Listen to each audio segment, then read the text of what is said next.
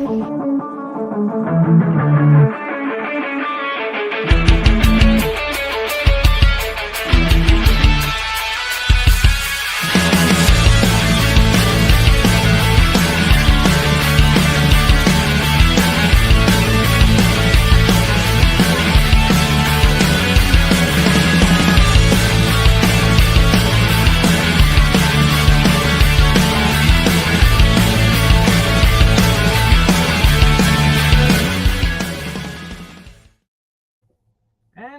afternoon, good evening, and good night, and welcome back for more of the Karen Reid retrial.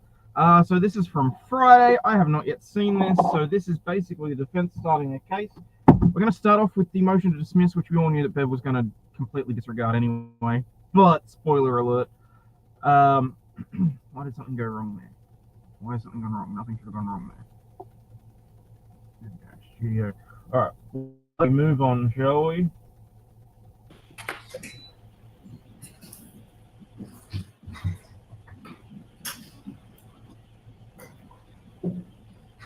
So I'll hear you whenever you're ready, Mr. Jackson. Thank you, Your Honor. Sure. Thank you, Your Honor. We filed this morning a motion for required finding of not guilty under Massachusetts Rule of Criminal Procedure 25A. I think that's before the court. My comments will be relatively brief, but it's important, and the points that I'm going to make in the next couple of seconds or next couple of minutes are equally important.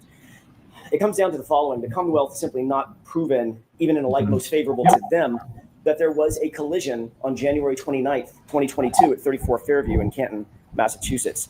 There was no collision proven to have occurred. There was no eyewitness presented. There was no video evidence, no audio evidence, no evidence in the form of physical evidence at the scene by searches that were done by officers on the morning of January 29th, 2022. The Commonwealth, through suspect experts based on circumstantial technical data, only sought to prove a backing event, and that's important. They sought to prove that at 34 Fairview, the SUV went backward. They did not prove, and every single one of their experts was asked this question, they did not prove that there was actually a collision associated with that backing event. The Commonwealth experts said at best that the car went in reverse, and it was suspect whether it went in reverse at 34 Fairview or some other place, time, or date. The Commonwealth also put on an expert who said that she found no injuries, none, mind you, indicative of a vehicle strike on John O'Keefe's body. And she, Dr. Irini Scordibello, was arguably their most important witness. The Commonwealth cannot and did not say or prove a collision at a particular time, a collision at a particular place, a collision with a particular person, or that a collision even occurred on January 29th, 2022 at or around or at or after 12:30 in the morning. Their own expert, I think it was yesterday, if not the day before yesterday, was asked on examination by Mr. Alessi, can you tell us the particulars of the collision, pardon me, as you suggested in your testimony? And his answer was, there's simply not enough evidence. He was asked specifically, why didn't you try to recreate the circumstances, the force impact? That's what you do, sir. You're a biomechanic expert. Yes. Recreate it for us. And he said, there's not enough evidence.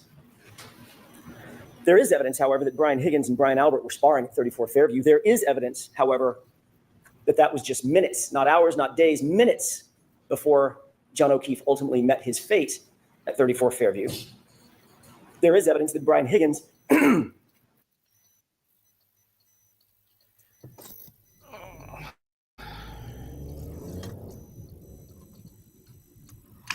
What a freaking morning. So the audio sounds like it's coming out of the camera, does it? Shit. Because I switched over to a new headset this morning, and for some reason it's still saying that it's connected to the headset. But,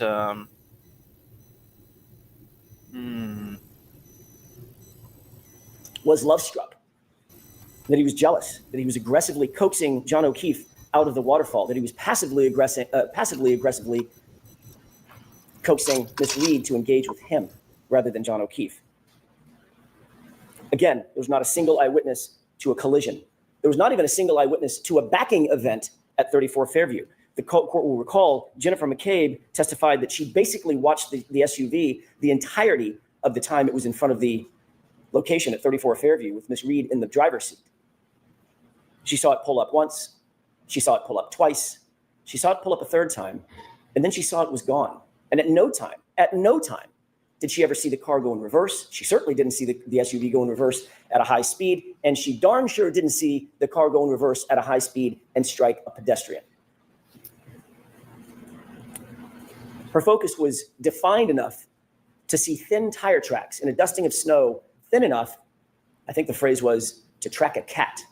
That's how detailed she was in her observations, yet she did not see John O'Keefe hit by an SUV. She did not see John O'Keefe's body in the snow, in the yard, laying prostrate, a 216-pound, 6'1" man in the snow, directly in front of the SUV she was tracking the entire time. There are two other witnesses, Ryan Nagel, Heather Maxon. They both noted that John O'Keefe, not that they didn't see him, Your Honor, that John O'Keefe was not in the vehicle when they were behind it. The dome light was on. They could see inside the interior of the vehicle. Miss Reed was sitting there with her hands at 10 and 2, and the passenger seat, notably and markedly, was empty. He was not outside the vehicle. He wasn't standing. He wasn't sitting. He wasn't lying down. There's only one place he could be: inside the curtilage of the home, inside the house, or inside the garage. Not one witness that was inside the house, not one passerby, not one neighbor, not one plow driver ever saw John O'Keefe's body laying prostrate in the snow that morning. Not one. Not until Karen Reed found Mr. O'Keefe at about 6:03. And again, the Commonwealth's chief medical expert, Dr. Scortibello, their medical examiner, who's the only person that the court heard from or will ever hear from who actually investigated John O'Keefe's physical body, the only person to have physical access to John O'Keefe, testified he did not have any injuries consistent with being struck by a vehicle. But she did indicate that the injuries, as did the firefighters, the first responders, indicate that he had injuries consistent with a physical altercation.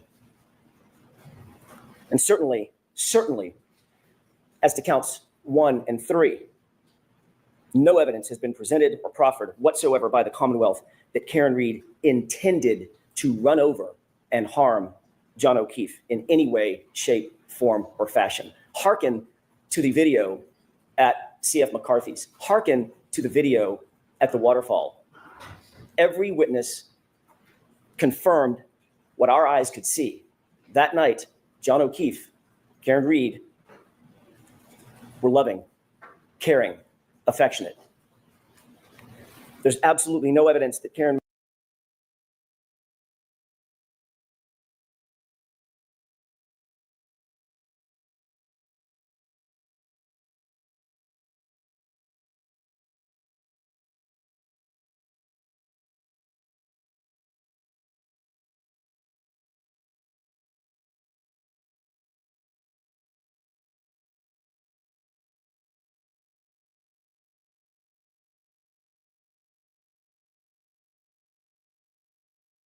Reed had an intent to harm John O'Keefe, or that she that after the fact, that she intended to leave him for dead, because there was no fact to be after. There was no collision in the first place. The Commonwealth's case, certainly on counts 1 and 3, taken separate from count 2, because of the mens rea associated with counts 1 and 3, fails miserably. The Commonwealth, at the end of the day, has presented their best case. They've done their best. Some would say they've done their worst. And their case has failed. Thank you, Rabbit. No reasonable jury, harkening back to the standard under Rule 25, no reasonable jury could find Karen Reed guilty of count 1, count 2, or count 3. But taking count 1 and 3 aside, those are separate counts because of the mens rea required and the high burden that's required, even taken in the light mode. What I was trying to say before when my ass was muted, he knows full well that Bev's going to deny this motion. And you can tell from the wording of what he's using right then and there. He's speaking to the jury right now. He's showing. He's walking them through and saying the prosecution has very clearly not proven their case. There is no... There's no evidence even that a collision occurred, and that's why it was so wrong that Welcher was allowed to say, oh yes, there was a collision occurred, and that, and when she hit him, this happened. That was some straight up bullshit. Right now, he's taking a second swipe at an opening statement, effectively, by trying to appeal to the jury. He's not talking to Bev right now.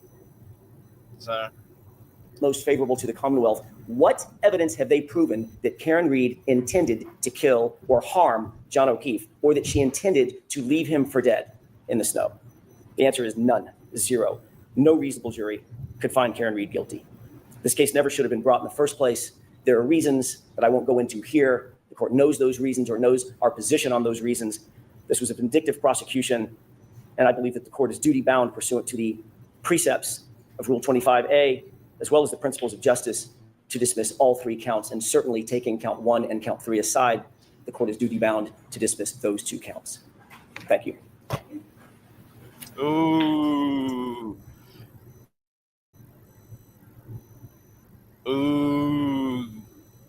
That, in my opinion, was a nice little shot about the mistrial issue at the end of the first trial. The court is duty-bound to dismiss counts 1 and 3. Ooh.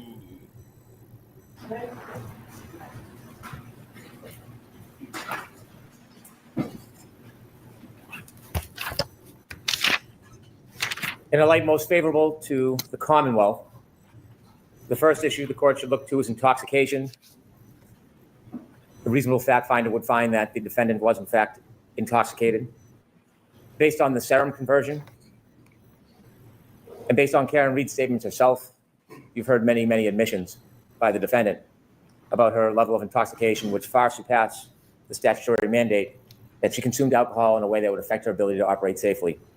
Those are just 2 of the cornerstone pieces of intoxication, which are clear, like most favorable to the Commonwealth, the reasonable fact finder could find beyond a reasonable doubt.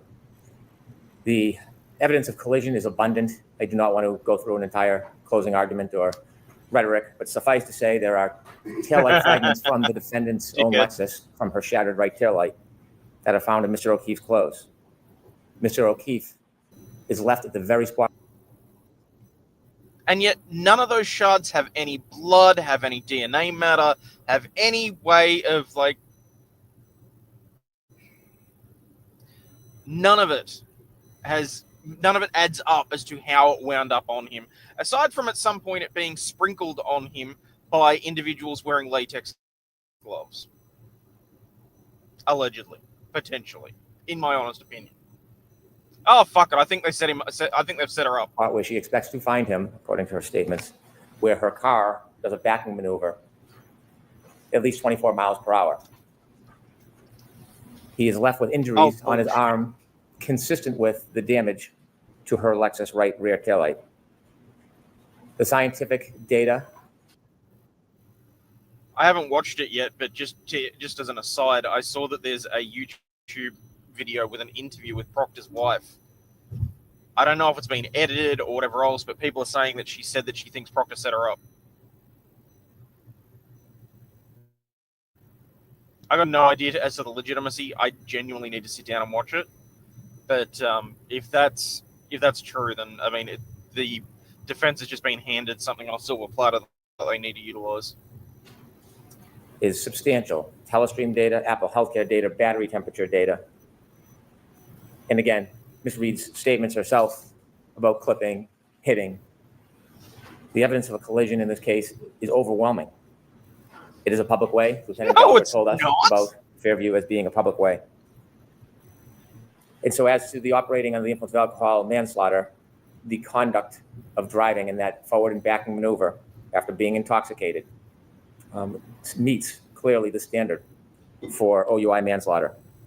Regarding second-degree murder, as highlighted in my opening statement, the defendant engaged in intentional conduct that was her maneuver of driving forward, stopping, and then driving back to Mr. O'Keefe on January 29, 2022.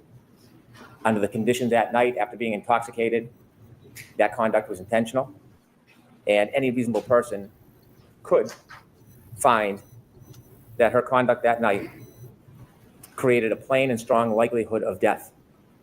There is no predicate of intending to kill or even intending to hit. There is clearly a plain and strong likelihood of death driving a 6,000-pound SUV forward and then back.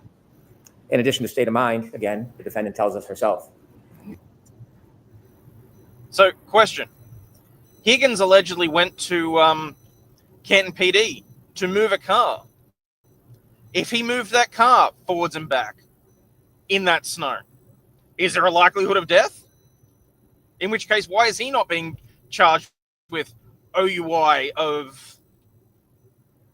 I mean, no one really died, so we can't say OUI manslaughter, but OUI at least.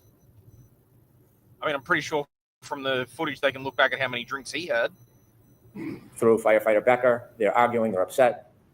We see the text messages, evidence of attempted breakup, and we hear the words of Karen Reed when she leaves numerous voicemails that night, and you can hear her voice. There are statements, I do not want to go through a summary of all of them.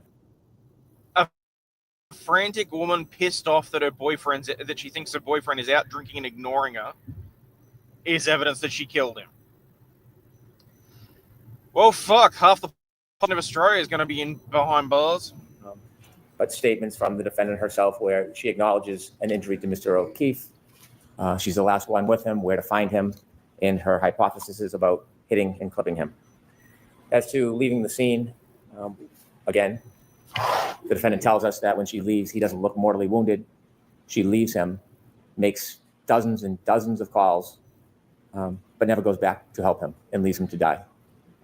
And we heard from Dr. Wolf about the life-saving procedures that could have been initiated. The chance of survival was never given to John O'Keefe. All of those facts suffice under Lattimore, a light most favorable to the government, that a reasonable fact finder would find beyond a reasonable doubt, or could find beyond a reasonable doubt, each and every element of each and every one of these charges. All right, thank you. So the motion is denied as to all three amendments. The Sure. other topic that we were discussing at sidebar, I don't need to hear argument on that right now, Ms. Giannetti. I'd prefer to get started. I would like you and Mr. Brennan to talk to see about proposal. So are we ready to bring the jury in? I did not ask you at sidebar. Are you ready for this witness, Mr. Brennan? I'm ready. Okay, so, Thank you. all right, so we'll bring the jury in. That will take 5 minutes, Paul. All right, so we'll take the recess. All right, please.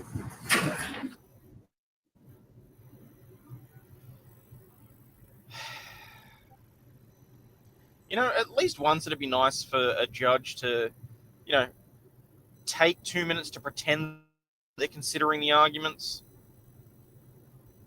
But anyway. What couple doesn't have a tiff? Exactly.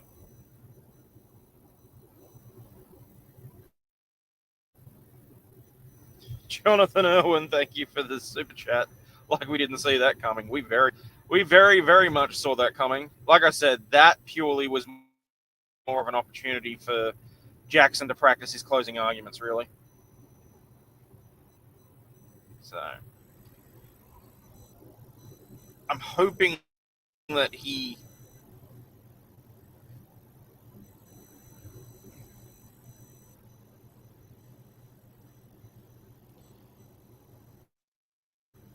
got through to at least some of the jury, honestly.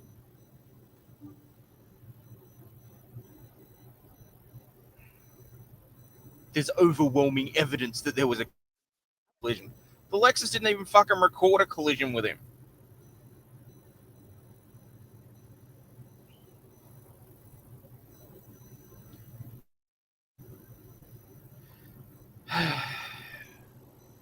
Come on, Bev, this is longer than 5 minutes.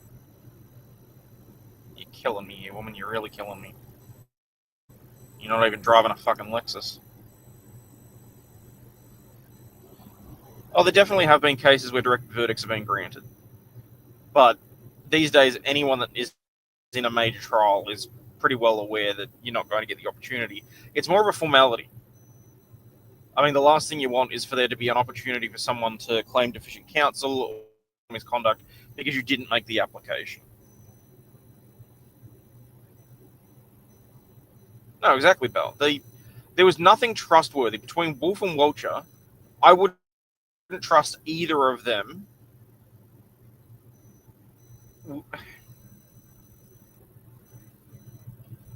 How do I put this?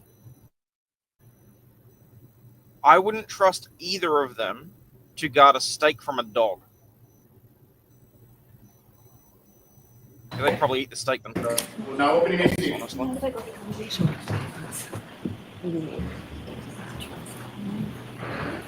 Thank you. So I was told counsel want to see me at sidebar? Oh. And how long's that gonna be? Is it a long sidebar? Fucking hell.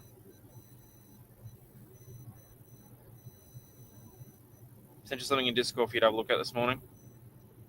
Well, I mean, I'm not going to be looking at it while I'm driving, does it? But I can have a look when I get to work.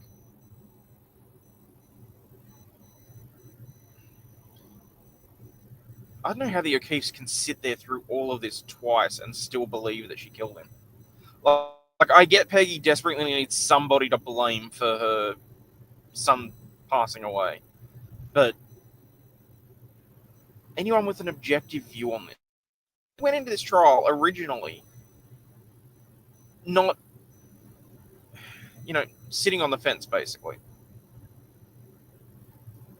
But it became very freaking obvious from the start, from the get-go, that something Whenever was you're right. Oh, my God.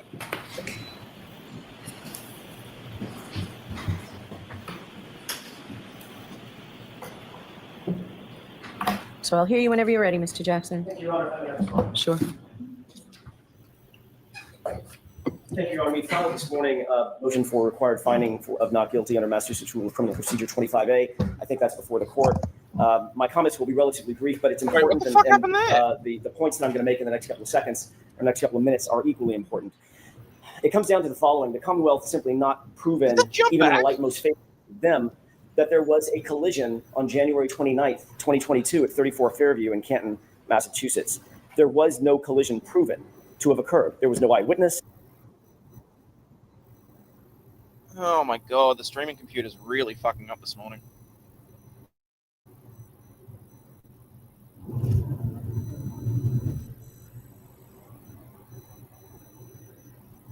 Role, I oversee a group. It's not just me doing this from all Services so needed. Delta V. And that specialty, what else does? I practice in Please tell us the evidence you give the court and jury in the case down here and should the truth, the whole truth, and nothing but the truth, so help you God. Yes, I do. Thank you.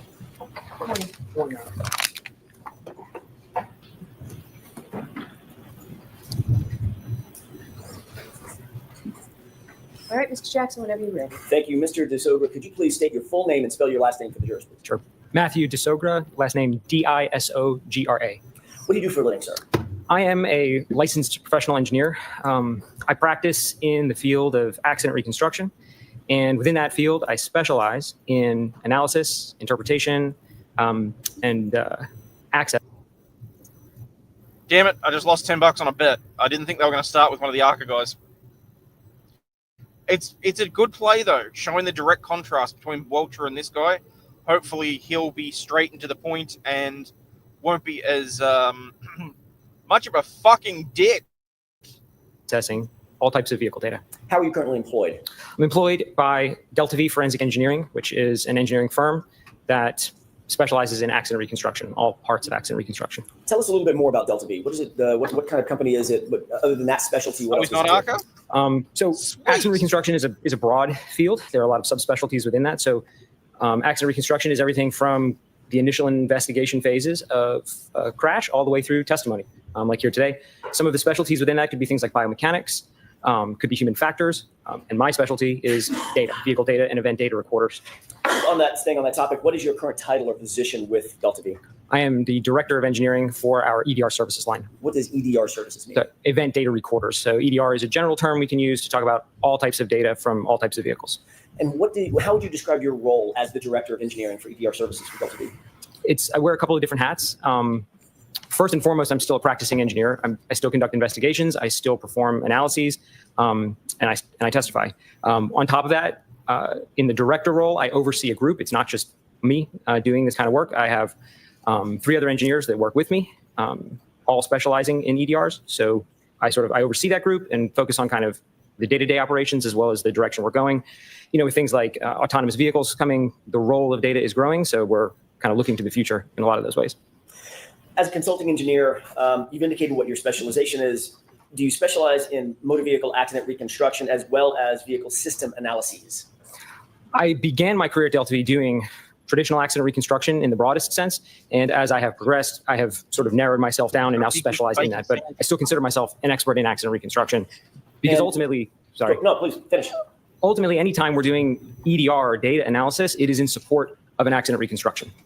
You talked about event data recorders. Do you also engage in the specialty of advanced data recovery methods? In other words, methods of pulling the data. It's one thing to have it sitting in a car. It's another thing to pull it out and make it useful, correct? That's right. There are a lot of different ways data can be accessed, all the way from just plugging into a port on a working vehicle, all the way through when a vehicle is catastrophically damaged and even the modules themselves are damaged, accessing the data at the chip level. So no matter what condition a vehicle or the remnants of a vehicle are in, generally we can still get the data from that. Do you have any specific knowledge about Toyota data? I do. Describe that for us. Beyond Toyota being a common vehicle in general, so we run into that data quite frequently. Just this year, we published a paper specifically studying some of the behaviors of the additional data recorder that's in Toyota vehicles. Does Toyota make another sub-brand, for lack of a better phrase? Lexus, I believe you're. So Lexus is a Toyota brand. Right. Correct. Okay.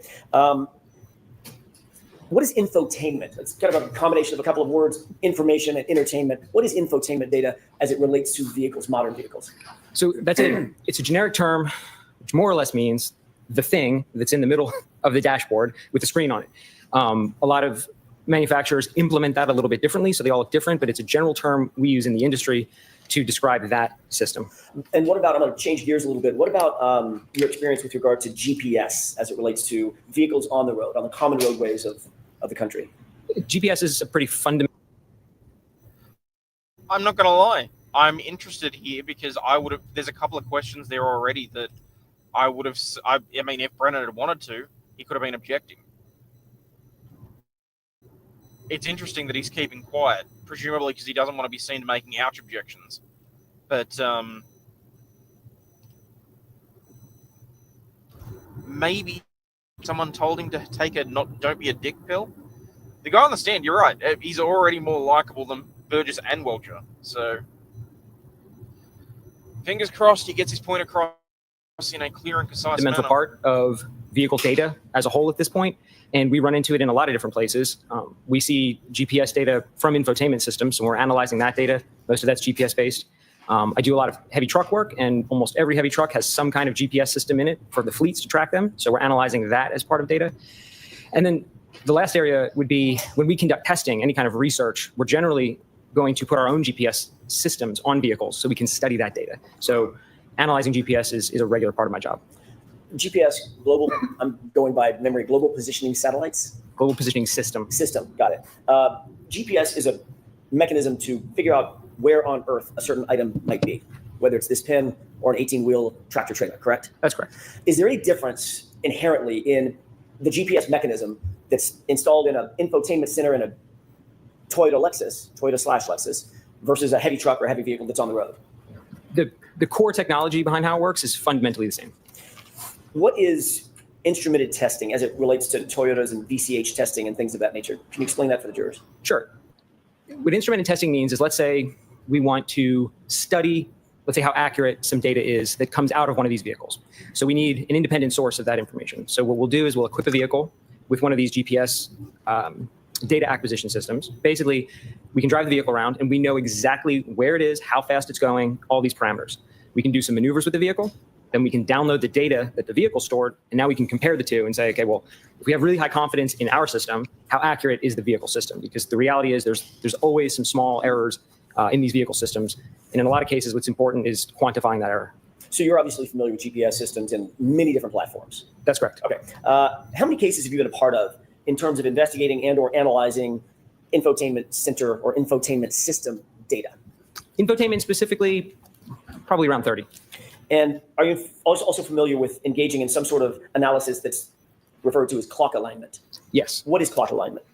Clock alignment would mean that anytime we have a timestamp in any set of data, a singular clock value, there's a good likelihood that that's not 100% accurate. So clock alignment would mean finding an independent source of time to compare that to, preferably one that's more reliable, and then making the necessary adjustments so that time can be considered real time. How many cases have you been involved in that deal with clock alignment specifically? thousands, over 1,000. That's a regular part of data analysis. Any data set that has a timestamp, it's normal. It's part of the analysis. It's really the first step is let's get that clock aligned. So it's something I'm doing regularly. And how long have you worked for Delta V? It'll be my 13-year anniversary next month, actually. Okay. These things that you just described that we've talked about for the last few minutes, these are all duties that you perform within the rubric of your employment as the director of engineering at Delta V, correct? Correct. Now let's shift gears real quick and talk about your education, training, and background that qualifies you to perform these duties that you just talked about. Go ahead. The road is open and it's yours. Certainly. So I began my academic career. I got an undergraduate degree in mechanical engineering from the University of North Carolina at Charlotte. I then went on and got a master's degree, also in mechanical engineering from the same school. And then when I came out of school, I immediately started working for Delta V Forensic Engineering. In order to get a professional engineer license, I then needed to acquire 4 additional years of work directly under the supervision of another licensed engineer. So then I completed that phase of work. And then in order to maintain my license, I have to complete continuing education every year in the field that I practice. So you got both a Bachelor of Science, correct? Correct, Bachelor of Science. Did you mention the year that you got your Bachelor of Science? 2011. And you have a Master's Correct. in engineering. That is correct. And when did you secure that degree? 2013. You just mentioned engaging in continuing education. What is continuing education in terms of the engineering field or the reconstruction field in your world? So in the state that I'm licensed, in North Carolina, they define that really as any activity you're participating in that's keeping you abreast with the field, keeping you up to date with what's going on. So taking formal classes counts for continuing education, but also some of the other work that I do, like publishing research in peer-reviewed journals, also counts as continuing education. Do you regularly attend symposiums or symposia? I think this is the right Yes. word. Have you attended symposia related to EDR research and training? Yes. How about advanced applications of heavy vehicle EDR data? Correct. Yeah, I attend. There's a couple of regular conferences in our industry specifically tailored to EDRs as a whole for passenger vehicles and heavy trucks. I'm a regular attendee of those. I'm also a regular speaker at most of those. And I'm usually presenting some of the new research that we have for that year. So not only do you attend, you actually teach. Correct. Have you attended data? I'm sorry, have you attended data? Have you attended events that deal with data, event data recording systems, and event data recording system extraction? Yes. What about vehicle crash reconstruction? Yes. What about electronic control module imaging? Yes. What about electronic control model analysis? Yes. Applying automotive EDR data to traffic reconstruction? Yes. These are samples of the type of continuing education that you routinely engage in, correct? All that's accurate. You talked about additional licenses and professional registrations. You're a licensed professional engineer, correct? That's correct. In North Carolina? Correct. You're also a certified IPC specialist? Yes. What is an IPC specialist?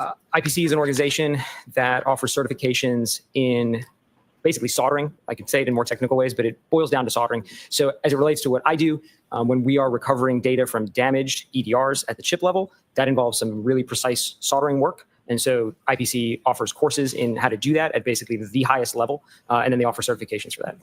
Are you a member of the Society of Automotive Engineers? I am active member. When you say an active member, is that a nationally recognized society for academic engineers? Yes. The teaching roles that you've held within organizations, have you been an instructor concerning accessing and interpreting heavy vehicle data event recorders? I am. I'm currently an instructor of that course, which is offered through the Society of Automotive Engineers. As a matter of fact, next week, are you going someplace to teach? I am. I will be in Wisconsin next week teaching that very course. Are you a member of any subcommittees within that organization, within the organization of the Society for Automotive Engineers? I am. I am a voting member in the J2728 subcommittee, which is a subcommittee for event data recorders on trucks and buses. Are you also a member of the National Association of Professional Reconstruction Specialists? I am. Does that require a certain level of education? It does. And it requires, as far as I know, when I joined, sort of proof that you are active within the field of accident reconstruction. That was my next question. It requires you to stay current on accident reconstruction issues, correct? Correct. Have you also authored peer-reviewed articles on within your field and Yes. subfield? Is it fair to say that you've authored or co-authored a number of peer-reviewed papers in the field of accident reconstruction specifically, as well as EDR data retrieval? That's correct. Have any of your peer-reviewed articles that you've either authored or co-authored specifically focused on Toyota vehicles? Yes. Can you name one, please? Specifically, this year, published a paper where we studied the effects of collision-induced power loss on the way data is recorded in Toyota systems. And that would include Lexus systems. Fundamentally, they're the same components, it's just a different brand on top. In January 2025, did you co-author a publication entitled Simulation of Vehicle Speed Sensor Data for Use in Heavy Vehicle Event Data Recording Testing? Mr. Jackson, you're going to have to repeat that. Of course. Sorry. In January 2025, did you co-author a publication entitled Simulation of Vehicle Speed Sensor Data for Use in Heavy Vehicle Event Data Recorder Testing? Yes, I was the lead author on that paper. When you're dealing with retrieving data from a vehicle, an EDR, an event data recorder, Toyota paper, whatever it might be, and that's a term of art, Toyota paper, correct? Sure. Does it matter if the vehicle is a heavy vehicle, a small vehicle, a passenger vehicle, a moped, or a skateboard if they happen to have an infotainment center on it? There are differences, of course, between the data that comes out of passenger vehicles and the data that comes out of heavy trucks, but there are also a lot of fundamental similarities to those. Like, for example, they all record vehicle speed. They all have accelerator pedals. They all have brake pedals. So a lot of the core data we're analyzing is very similar. In January 2020, did you co-author a publication entitled Chip and Board Level Digital Forensics of Cummins Heavy Vehicle Data Event Recorders? Yes, I did. Okay. And what was the fundamental, without getting into the granular details?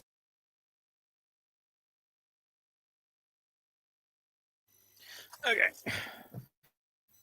I'm in no way trying to be racist, but I will just say I kind of feel like when other cultures travel to Asian countries, I kind of feel like we don't tend to stand around blocked doorways. Am I wrong on that? Oop, don't worry, I got plenty of snacks.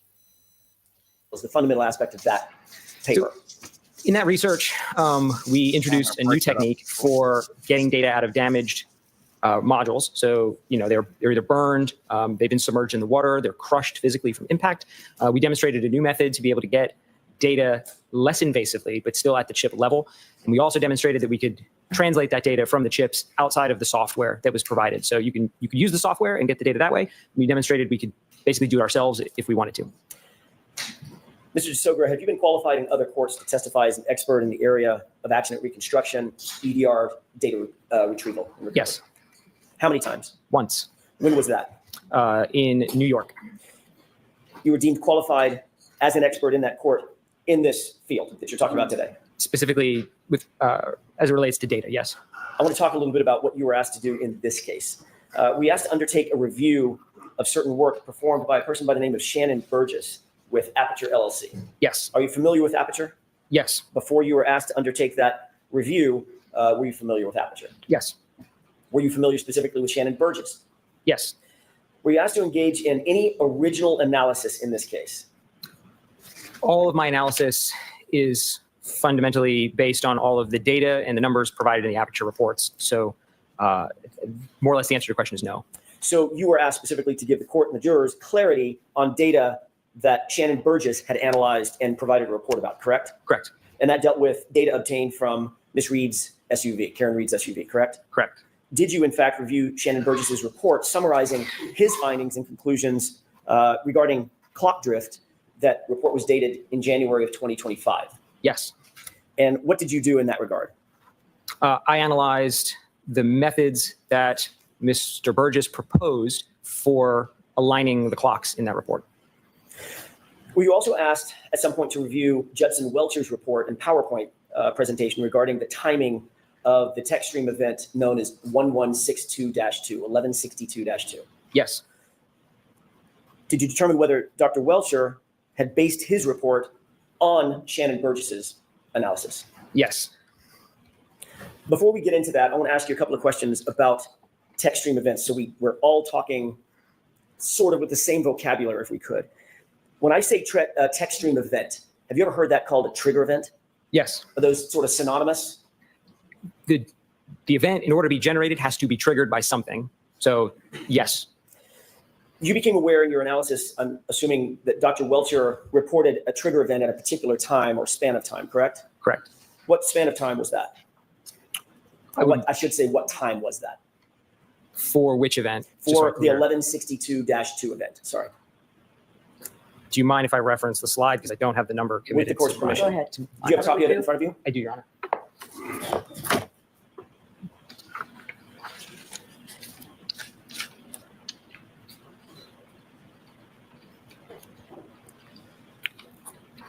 So the the original analysis places event 1162-2 ending at 12:31:43 a.m. Now, Dr. Welcher, this is what I want to talk about for just a quick second. Dr. Welcher indicated that the trigger event began at 12:31:38, correct? I believe so.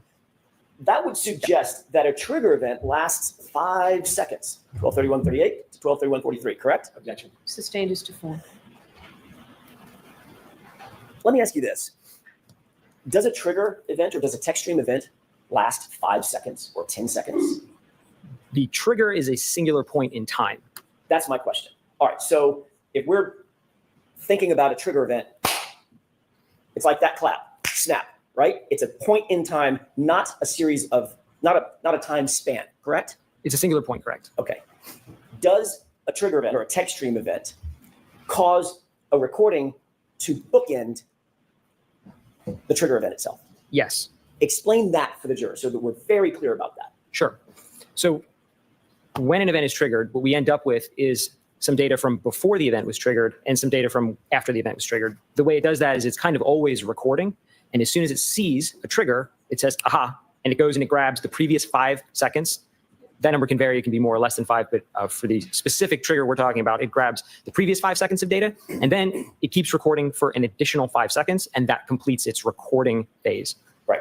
So if Dr. Welcher indicated that the text stream event, the trigger, was at 12:31:38, would it be accurate if he said that trigger ended at 12:31:43? Objection. Sustained as to form. Is there any, if a trigger event is one point in time, one snap in time, would it be accurate to say that the trigger event itself lasted 5 seconds and ended 5 seconds later? It wouldn't be accurate to say the trigger lasted that That's long. my question. The event lasts that long, but the trigger is only one point within the event. The recording lasts that long, Right. correct? Correct. So in other words, it captures, or does it, let me ask you this, does it capture 5 seconds before and 5 seconds after? But the trigger event is the singular point right in the middle. That's correct. Okay.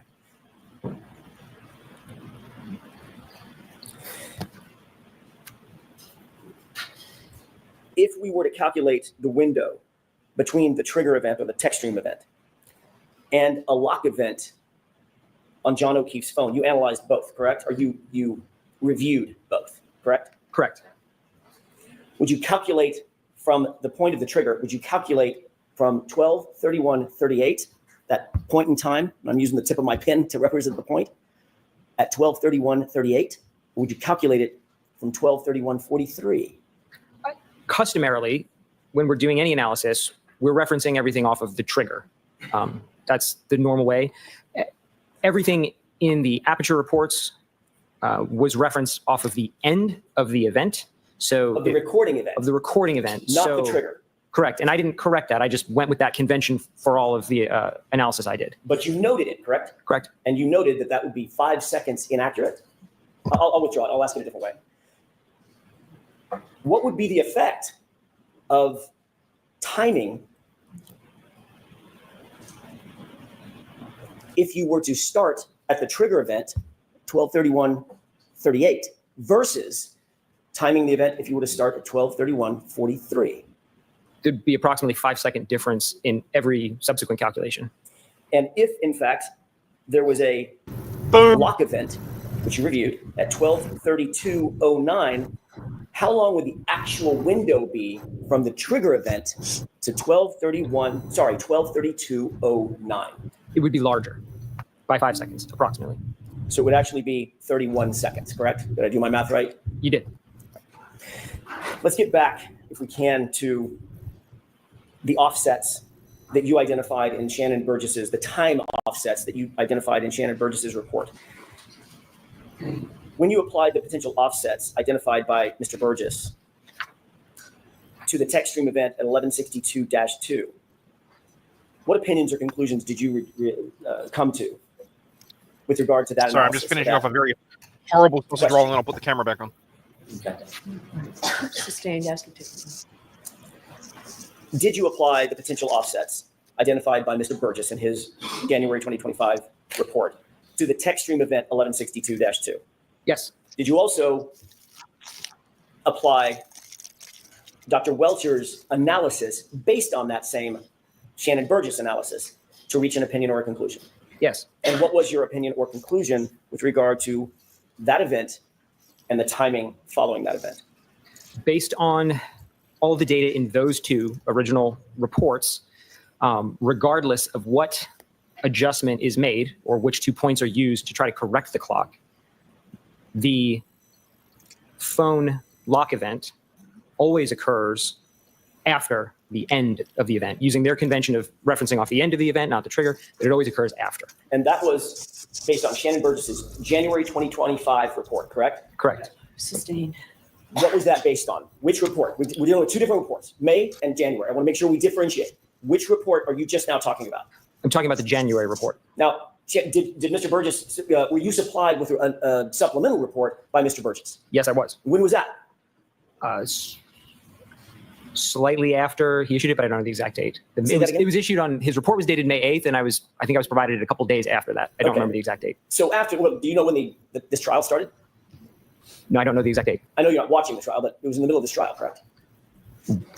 Sustained. I'll ask a different question. With regard to the original report, the January 2025 report, was there any circumstance in which Mr. Burgess and Mr. Welcher could conclude that the lock event on John O'Keefe's phone, that lock event, occurred before the trigger event?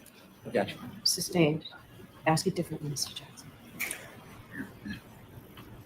What is your opinion about whether or not there was any analysis done by Mr. Burgess or Mr. Welcher that put the lock event occurring before the trigger? Sustained.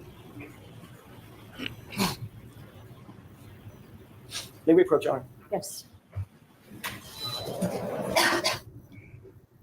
Sidebar. Let's make sure I got all the crumbs out of my beard. Dude, why are you doing 80? It's 100 zone. Come on. I'm going to be late for work. I can understand why he's approached for a sidebar on that one. That's going to be a difficult question to get around without it appearing leading. So, how he's going to reference Burgess and Welcher's analyses and basically say, so their entire conclusion was wrong based on your opinion. Is that correct? Well, you can't say that. So what's the roundabout, open-ended way of saying this? I hate to say it, but what, if any, opinion do you have as to whether or not their analyses would say this? Objection.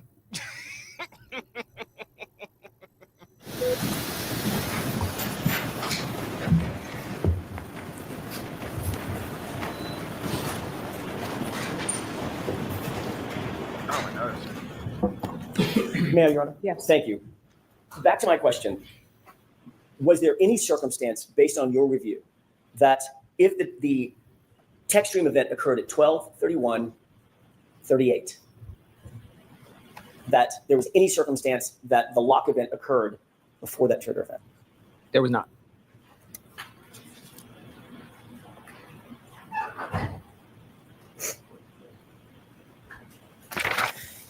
Did you create Now a basically comes PowerPoint down to who the jury believes. for clarity's sake in Oh, no, March not of a PowerPoint. 2025?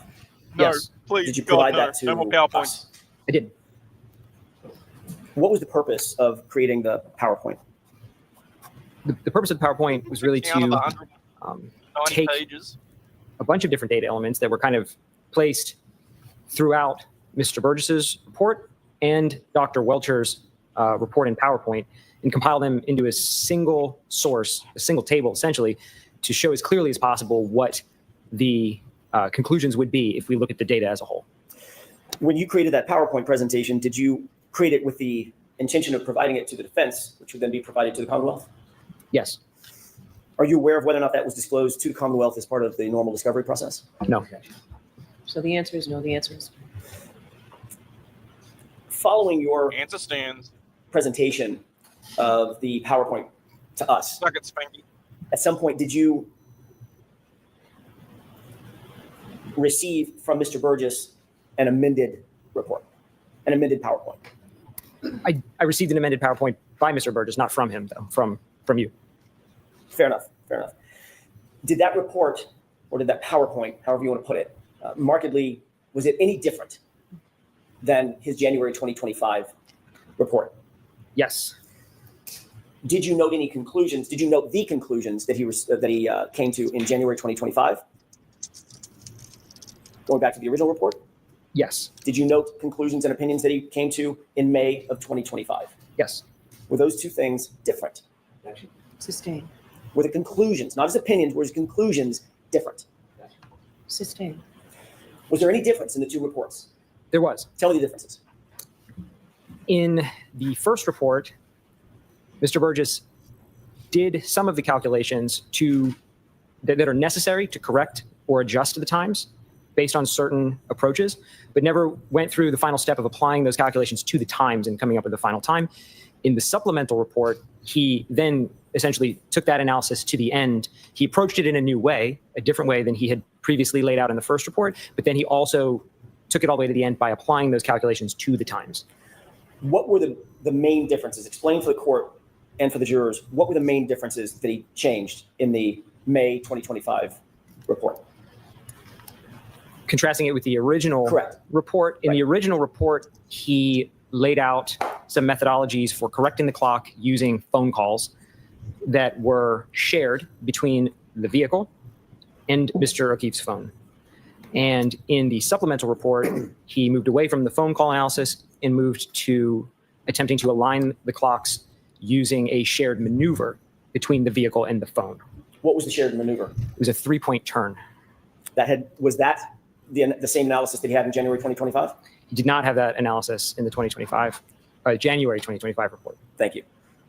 Based on the new information in the May 2025 report, what was the effect, as you see it, regarding the possible scenarios? So I did the exact same process I did using the supplemental report as I did on the first report. And when I ran all those numbers and those calculations, it turned out there are now some scenarios in which the phone lock occurs after the end of the event. There's some scenarios where the phone lock occurs simultaneously, like literally at the same second. And there are some scenarios where it occurs before. So now there's a range. So Mr. Burgess's report, his new report, his amended report, widened that gap to allow him to opine that there were scenarios that occurred after the phone lock event, correct? Objection. The objection is sustained. Did you prepare a PowerPoint presentation in furtherance of clarifying Mr. Burgess's analysis? Objection. Sustained. Did you seek to clarify Mr. Burgess's analysis? Objection. Sustained. Your Honor, may we approach? Yes.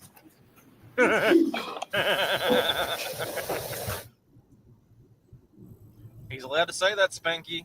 Can't wait for for him to come back off that. He's a rebuttal witness. He's allowed to opine on the opinions of other witnesses, of other experts. I mean, I'm not shocked by Bev right now, but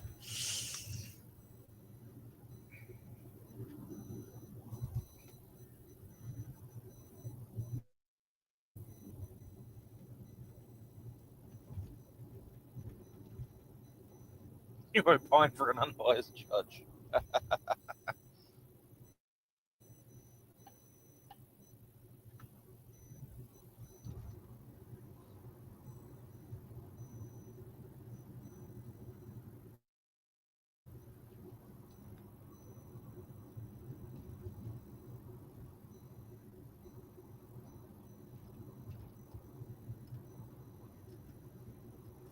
Bloody hell, I've really got to restart that computer at some point.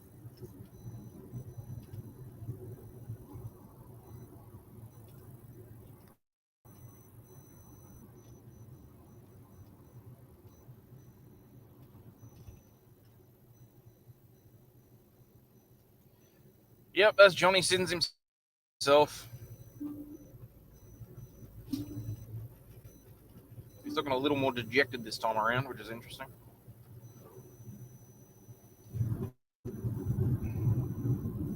Sorry, I'm just focusing because at some point I got to try and overtake this RAM. It's going way too slow for the zone we're in. Doing 35 and a 55 effectively.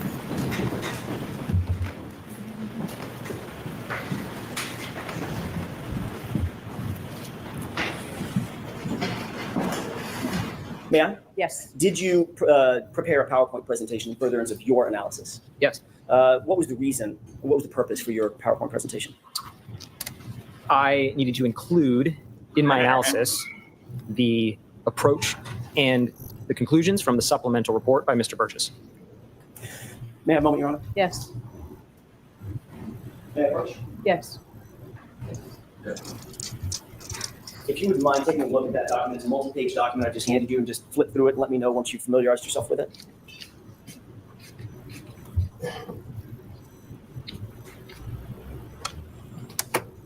What is that document? This is a printout of the PowerPoint presentation that I prepared. Is it true and accurate? Yes, And it's complete? it appears to be. Your Honor, I would move for its submission, please. I have no objection. Okay. May I have that back from you for just a quick second? 208. Thank you.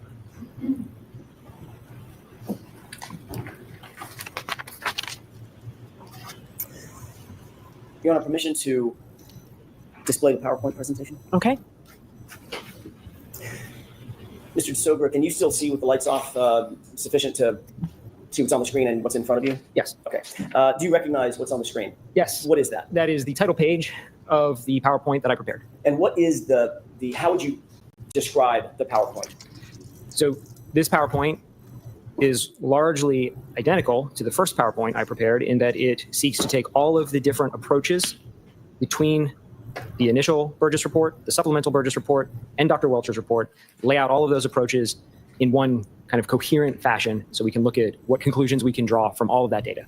With course permission, can we go to slide 2? Yes. Mr. Jackson, you can just use this PowerPoint. It's in evidence. You don't have to ask slide to slide. Thank you, Your Honor. Taking a look at this next slide, what is this? What are we looking at? This is a slide from Dr. Welcher's presentation that I was provided. Specifically, this is his slide number 33.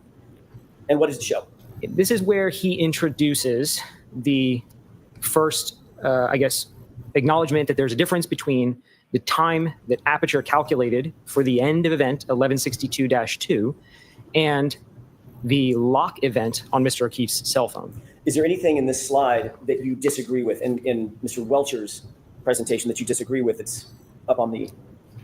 I added the 2 green boxes and the text, the word after. That's not Dr. Welcher's. And I added that because it's stated here that the event occurred within 26 seconds. But if we do the math, and he actually does the math, he really means after. It means the phone lock event occurred 26 seconds after the end of the vehicle event as calculated. That's right. No, I'm going to. So he was wrong in his own PowerPoint. The phone interaction happens how many seconds after the text stream event? Based on this slide, 26 seconds. Thank you. And the text stream event that we're talking about is what number? 1162-2.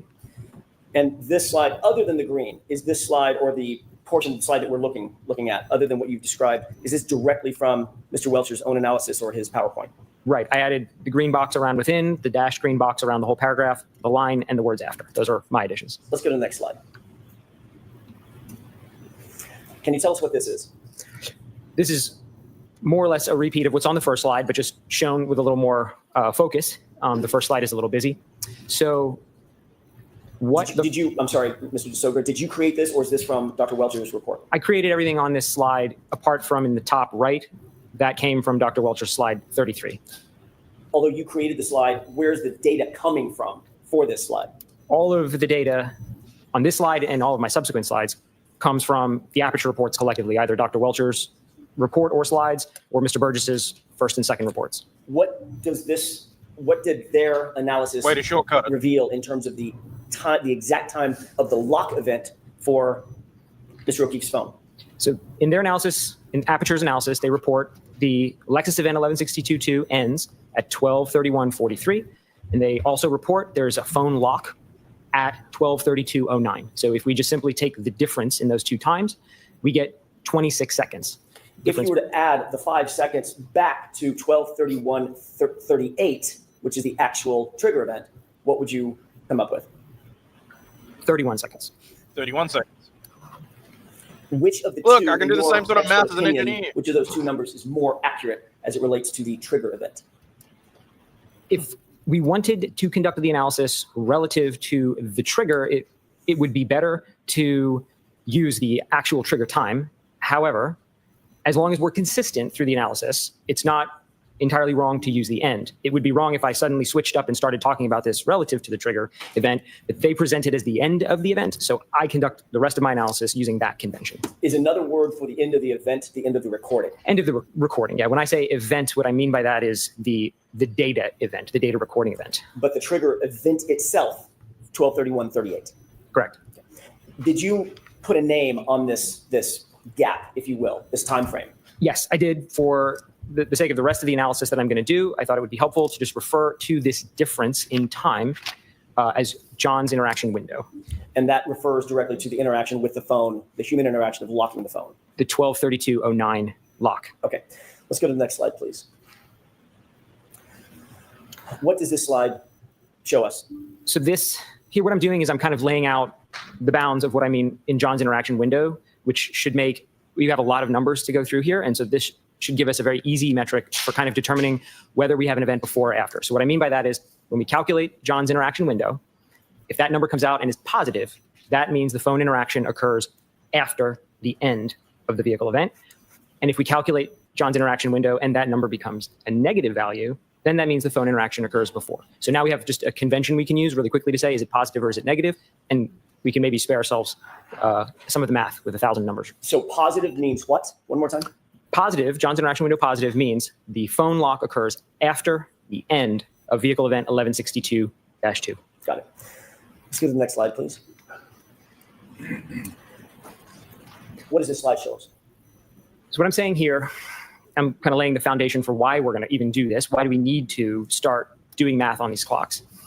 So fundamentally, the phone, Mr. O'Keefe's phone, and the vehicle, Ms. Reed's vehicle, they're separate clocks.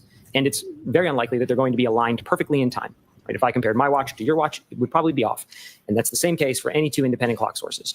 So Aperture, in their collective reports, propose a number of different ways in which that can be corrected. So I'm going to go through all of those ways that Aperture has proposed and show if we align the clocks based on how they laid out, does John's interaction window stay positive or does it ever become negative? Where does it end up when we run all those analyses? Or another way to put it is, does the phone interaction always occur after the end of the vehicle event? And what did you determine? Based on the initial reports, yes, the phone interaction always occurs after the end of the vehicle event.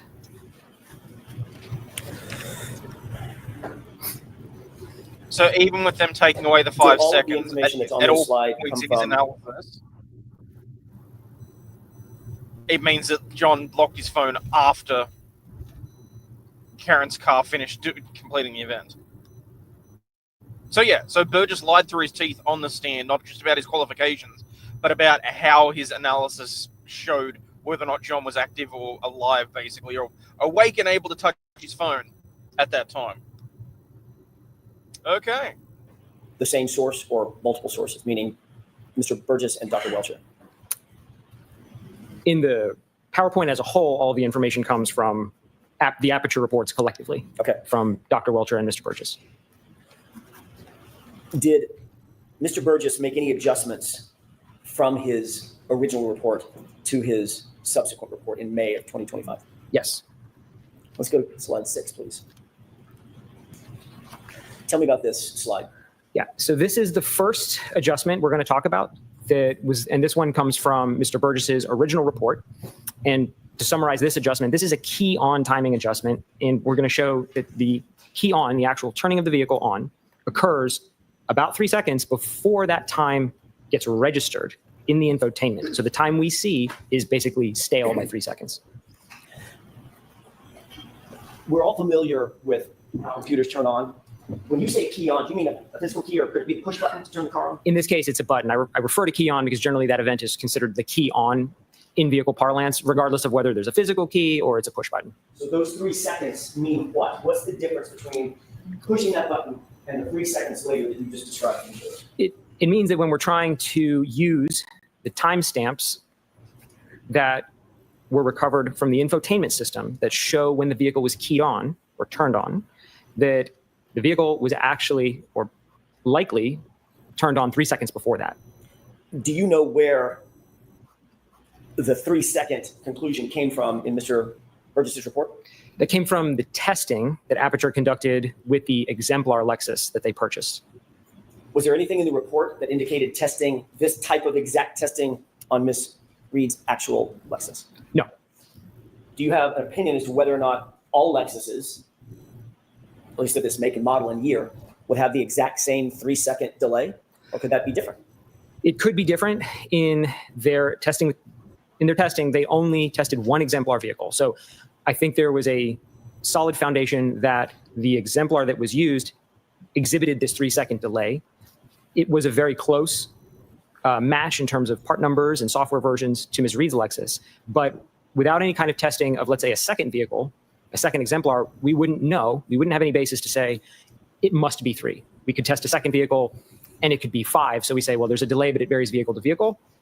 They could have tested a second vehicle and found it's also 3, and then you start to build some confidence that maybe it is 3 across every vehicle. But with only testing one and not testing the subject vehicle, it is difficult to say with absolute certainty it would be 3 seconds. What is your opinion about best practices with regard to trying to create this gap for purposes of coming to an opinion or an analysis? So because we don't know whether or not this specifically would apply to Ms. Reed's vehicle, the best way to conduct that analysis would be to do the entire thing with the key switch adjustment at 3 seconds. Because if we're going to use a value, 3 is the most reasonable one because that's the one shown in testing. But we should also do the entire analysis without it in case we feel that that's the most appropriate. So in fact, that's what I do and will show is I ran the analysis both ways, with and without, to be as conservative as possible. Did your review of Mr. Burgess's report indicate that he ran the analysis both ways? He did not. Let's go to slide 7. What are we looking at here? This is an excerpt from Mr. Burgess's original report. His page 28 and his page, there's a screenshot also from his page 30 at the bottom. And this is where he states in that report that when they were doing the testing with the exemplar, they observed across 4 different key-on cycles this 3-second difference. So what I mean by that is they had a video camera in the car that had a timer on it. And so in the video, you can see the button pressed. So in their testing, for example, they pressed the button at 21:48:05, and that's sort of nailed down. When they went back and downloaded the data from the infotainment, the key-on was logged in the infotainment as 21:48:08. So there's the 3 seconds. That's where they're getting that from. And that's what he states highlighted in red there. It's a little hard to read, but it basically says the average across 4 runs was 3 seconds. The 3-second delay, was that actually in his report? This is the only point in the report it's mentioned. I guess what I'm asking, it was an inartful question. The portion to the left, is that his report or your report? That is his report. Everything on the left-hand side of the slide comes from Mr. Burgess's report. So the 3-second delay was noted in his report? It was noted. Did he apply the 3 seconds in his analysis? He did not. Did he indicate in his report why he ignored that 3-second delay? He did not. Sustained as to that question. I'll rephrase it. Strike the answer. Did he indicate in his report the reason that he did not apply the 3-second correction? He did not. When you do apply the 3-second correction, what do you come up with as it relates to the 26 seconds from the end of the recording? So the positive 26-second window, if we only apply the 3-second key on, grows to positive 29 seconds. If you applied the same 3 seconds to the trigger event time, now what does the gap? That gap would grow to a positive 34 seconds. Between the trigger event and what? The phone lock.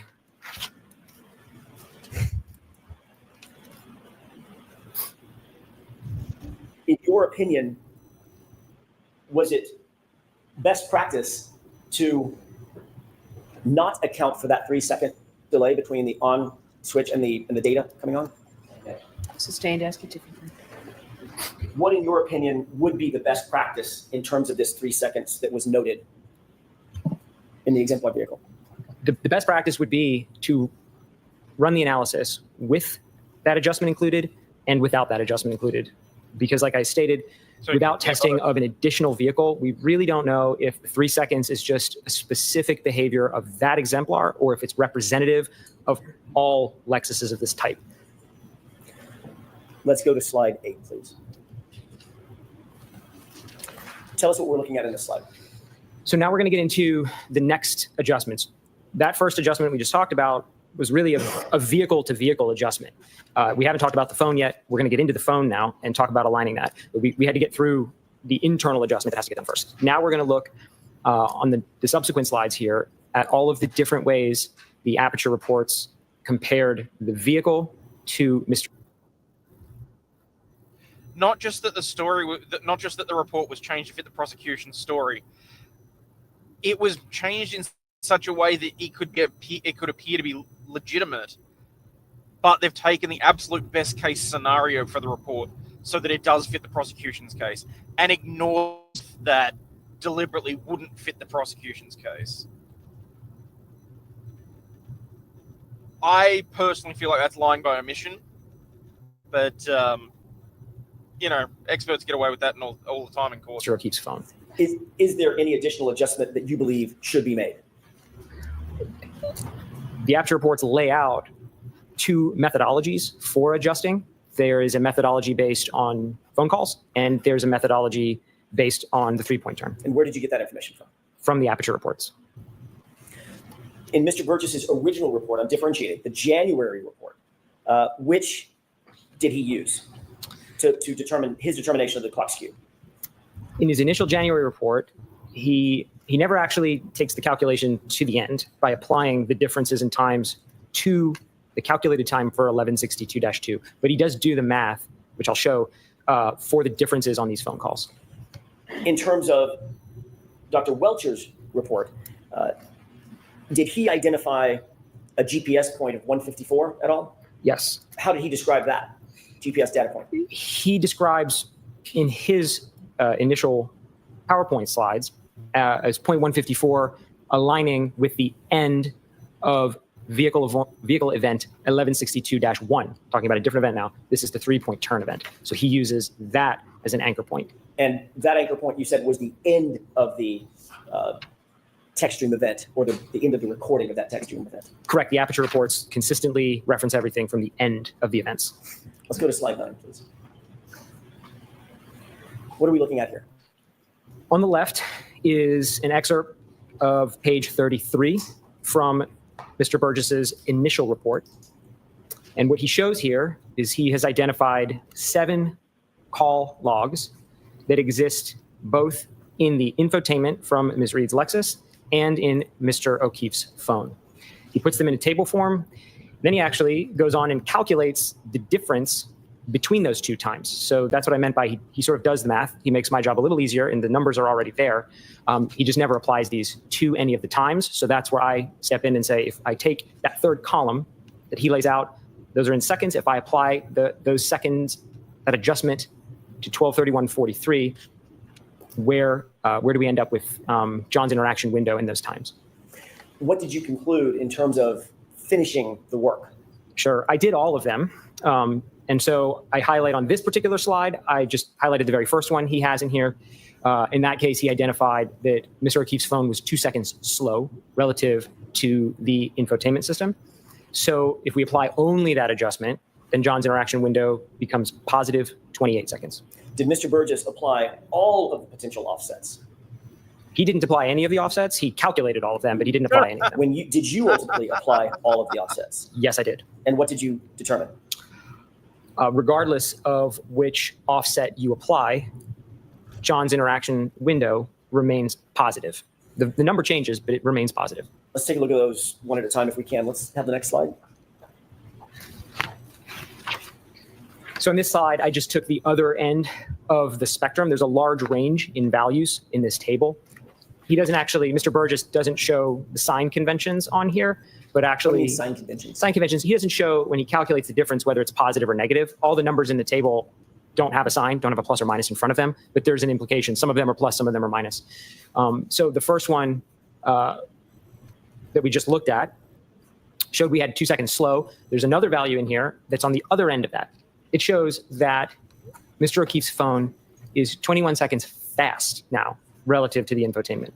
So that's the largest value in the table we could take that would bring John's interaction window down now. And so if we apply just that adjustment, John's interaction window becomes a +5. Take a look at slide 11, if we could, please. What are we looking at here? So I've shifted now from the phone calls, and now we're going to talk about 3-point turn alignment. And the 3-point turn alignment is first presented in Dr. Welcher's slide from his presentation here. And in this, he doesn't say it explicitly, but he provides some math on the screen, which is a little hard to read. But he puts some math on the screen that shows he's aligning this 0.154 from Mr. O'Keefe's phone to the end of event 1162-1. This is the prior event. This is a 3-point turn. And so he aligns, he says this is basically how you align it. And he doesn't do the math. Again, he lays out that he says a 19.2 second difference. I actually just adjusted that to 20, which is the most conservative way to interpret that. I don't think we have the accuracy here to talk about tenths of a second. Nevertheless, I just rounded that up to 20. And when we apply that 20 seconds to our event 1162-2, then John's interaction window becomes +6. That's just applying this. We're not combining anything. We're just applying the difference shown in the slide. And that positive interaction window, is that calculated based on information directly from Dr. Welcher's report? Yes. Let's go to slide 12.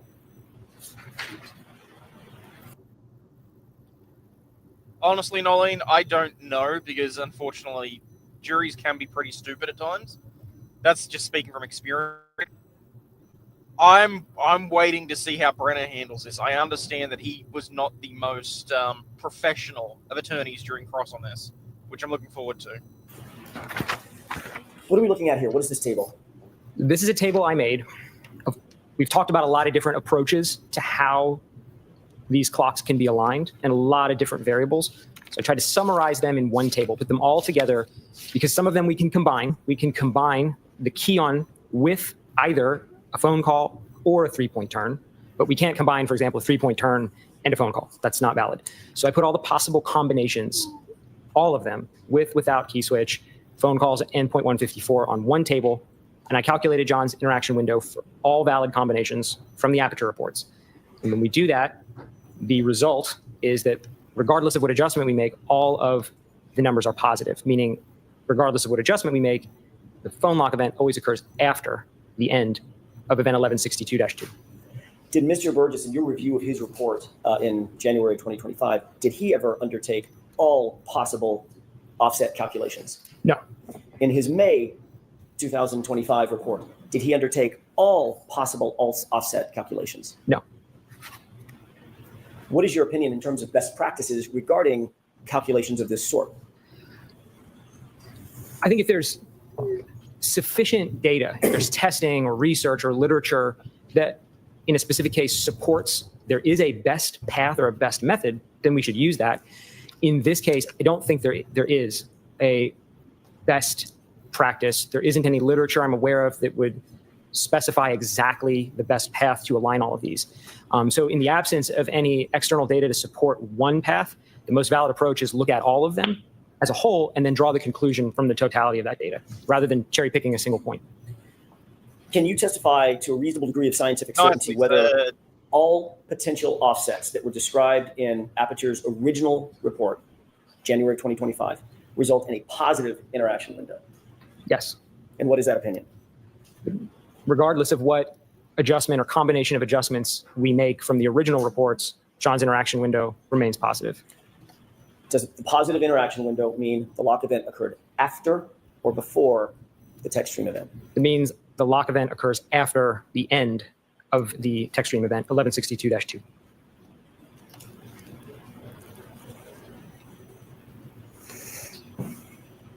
You've already indicated that you received a second report, May of 2025, correct? That's correct. In that report, is there the same clock skew alignment or a different clock skew alignment that Mr. Burgess now undertakes? Mr. Burgess undertakes a different alignment in that report. Let's go to slide 13. Describe what we're looking at in this slide. So what I have here on the left is a screenshot of page 42 from Mr. Burgess's supplemental report. And so now he's done two things new here. He's identified a new method for aligning the data based on the 3-point turn. So now he's kind of following where Dr. Welcher started, but he's approaching it a little differently.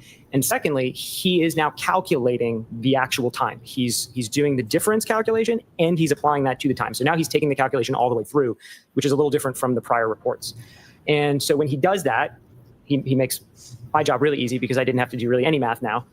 He comes up that there is a range now. So prior to this point, the original report by Mr. Burgess and Dr. Welcher reports all used discrete points in time, right? They sought to find an event that occurs at a singular second and another event at a singular second and align based on that. This is a little bit of a departure from that approach. Mr. Burgess is now using a range of times, a range of uncertainty. He basically assesses that the 3-point turn data from the phone and the 3-point turn data in 1162-1 cannot be precisely aligned down to a single point. Rather, they overlap in this range of seconds. And so he then says that that range must be applied. So now we have to apply a range. And what we end up with is 9 possible values. So it kind of looks like one conclusion, but really there's 9 conclusions on this slide.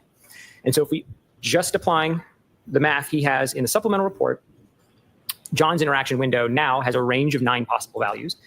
And that range spans from +5 now to -3. So we have 5 positive values. We have 1 value that's 0, and the 0 would mean it's simultaneous. And then we have 3 negative values. Does Mr. Burgess indicate in his report that any one of those values is more likely than any of the other values? He does not provide any data or analysis to support 1 point being preferential over the other 8. And are there more or fewer positive results in his analysis than negative? There are more positive numbers in that range of 9 than there are negative numbers. Does Mr. Burgess's new data indicate anything about Dr. Welcher's analysis about the GPS data point 154 being at the end of the 3-point turn?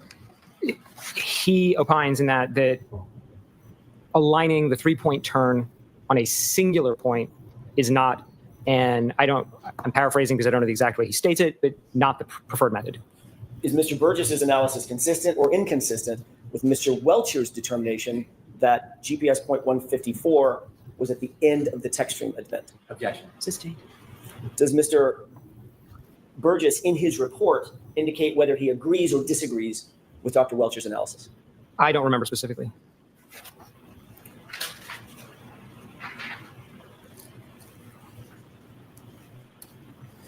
In your opinion, I asked you about Mr. Burgess's report. Now I'm going to ask you about your opinion. In your opinion, is this new offset any more likely or reasonable than any other offsets previously proposed by Mr. Burgess? I don't think it is more or less likely. I think it is a valid approach, certainly. And so I think the results from the additional analysis should be included with the analysis of all of the results so far. And none of those results are more or less likely than any of the others, correct? Sustained. Are any of the results, in your opinion, to a reasonable degree of scientific certainty, are any of the results any more or less likely than any of the others? In my opinion, they're all equally weighted. Did Mr. Burgess account for the 3-second offset that we talked about earlier in his May 2025 report, his new report? I did not see any mention of that in his supplemental report, and certainly the 3 seconds isn't present in his math. I don't see it there. Let's go on to slide 14, please. Describe what we're looking at here. What happens if you apply the 3-second offset? Because if at least one of those was simultaneous to the event, theoretically that simultaneous event then moves positive 3 seconds. So what happens to the 3 that are negative? Now I'm curious. Here in this table. This is very similar to the table we looked at previously, where I look at all possible combinations. Now, however, I just have a lot more data points to show, so I've had to break the table into 2 tables. So we're going to look at this, and then we'll look at slide 15 next, which is the second table. I just couldn't cram 30 lines onto one slide. Let's move to the next slide then. Is this a So there's continuation of the second half. So think of these as a singular table. I just had to split them up. If we head back to slide 14, we'll start there. So this slide, I'm not accounting for the key on. And that's the main difference between my two tables. Table 1, I'm not accounting for the 3-second key on. In table 2, I am. When you say key on, you're talking about that 3-second delay. Correct. Okay, go ahead. But again, I want to make sure we're thinking about this as a singular table because that's where we'll draw our conclusions from.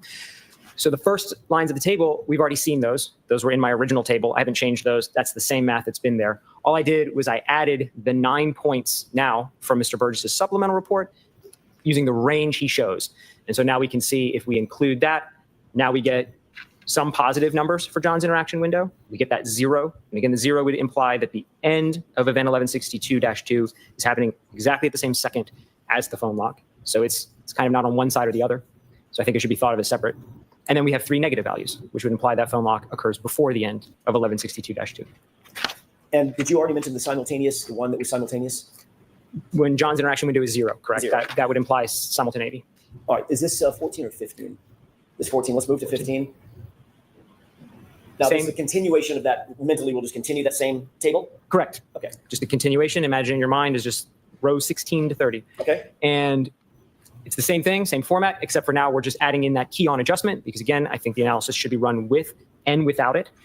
And so now when we run this with the key on adjustment, we get 14 of these 15 are John's interaction window is positive to various degrees. And one of them, it's 0, again, simultaneous. And there are no negative values with this adjustment. Can we go to... So using Burgess's own adjustment for the fact that the system takes 3 seconds to come on, it shifts everything to say that John had to have phoned after the end of the event. By which we're not even saying the trigger, we're saying the 5 seconds at the end of the event. Oh my God. This guy just blew Burgess and Welch's reports apart. Wow. The next slide, 16, please. What are we looking at here? This is the summary then of that table, kind of a verbal summary of the giant 30-line table now. And if we look at all of the possibilities from all of the Aperture reports collectively, then we can draw some pretty straightforward conclusions. 25 of those 30 possibilities result in interaction with the O'Keefe phone after the end of event 1162-2. Looking at all the possibilities, 2 of the 30 results in interaction where it's simultaneous. That's the zeros, the present in both tables. And then looking at all 30, 3 of the 30 result in interaction with the phone before the end of event 1162-2. So there's a 10% possibility and Do you have an likelihood opinion as to which of these particular offsets that you've described, these 30 possibilities, should be applied in this case? No. Why is that? Each of the approaches have their own individual strengths, and each of them have their own individual weaknesses.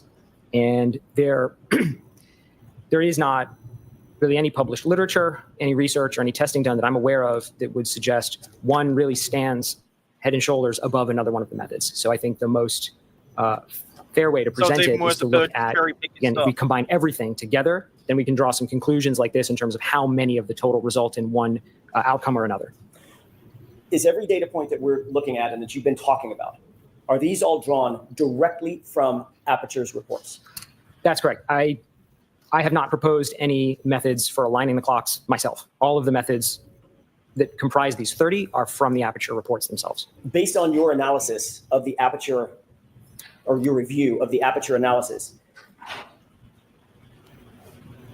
is there any ability to say to a reasonable degree of scientific certainty that the text stream event occurred after the last physical interaction with John O'Keefe's phone? Yes, there would be three out of the 30 possibilities would result in that. Do you have an opinion to a reasonable degree of scientific certainty that it did happen after the text stream event? Okay. Sustained. Of the 30, okay, why was the other guy allowed to say that there was a collision and not allowed to opine on that? Occurred, possible scenarios, I should say, wherein the text stream event occurred after the last interaction with John's phone. What's the percentage? That's sustained. You said it's 3 out of 30, correct? Yes. Is that 10%? That is 10%. Yeah, it's sustained and it's stricken. What percentage is 3? Just do basic math for me. What is the percentage between 3 and 30? Sustained. Oh, come If I on, told you, Ben! hypothetically. I'm going to see you sidebar for a second. What the fuck? You didn't even get the question out that time.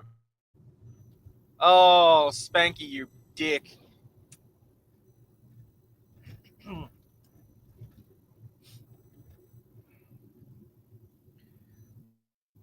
Oh, yay. Road work, and right in the middle of the trees too, so I don't know that the internet's pulled up.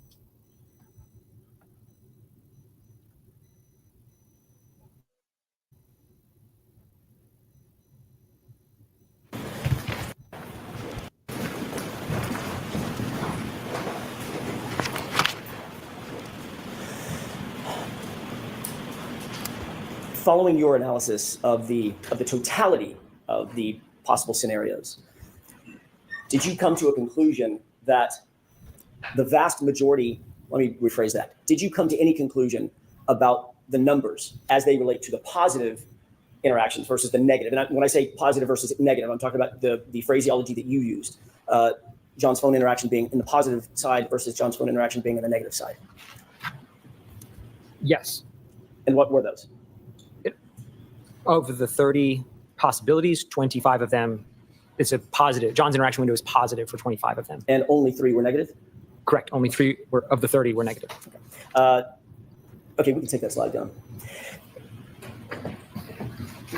Is there a data recorder on the Toyota SUV that we've been talking about, that 2021 Toyota SUV 570, that's designed to record impact? Yes. What is that? What is that mechanism? That would be the airbag control module, The ACM? ACM. Did you look at that? I was provided a copy of the download from the ACM. What did the data recorder indicate, if anything, related to any impact on January 29th, 2022? There were no recorded events whatsoever on the ACM. Did the vehicle control history record whether there was any history of a collision on that car, ever? No.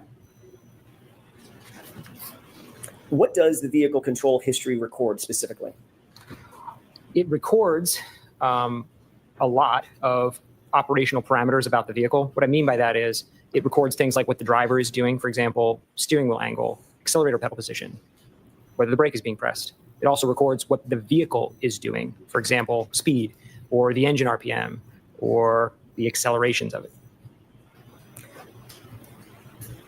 Does the text stream data event indicate that there's a, and I'm talking about very specifically the text stream data, does that indicate whether or not there's a collision in the car? No. Does the text stream data event mean that if you find a text stream data event or a trigger event, does that mean that the airbags are deployed? No. Does it mean that the vehicle impacted with something solid? No. Does it mean that the vehicle impacted with a pedestrian? No. You reviewed the raw text stream data associated with the entirety of Ms. Reed's vehicle, did you not? Yes. How many text stream events or triggers were found on Ms. Reed's vehicle during the course of the 8-month period prior of January 29th? So can you narrow that, Mr. Jackson? Sure. I've texted the whole line. And I need to see you sidebar. Of course you do.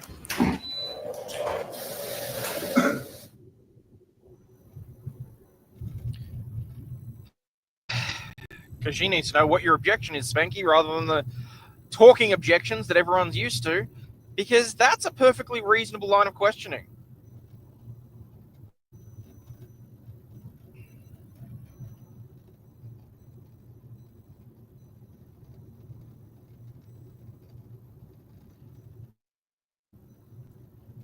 Yeah, but the trouble is that if it's struck, it's not going to be in the court transcript. And they're not going to be able to have notes on that, so fingers crossed the jury are smart.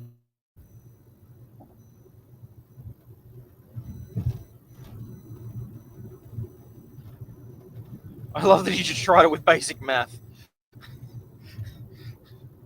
What's 10% of 30? 3. And how many interactions were negative? 3.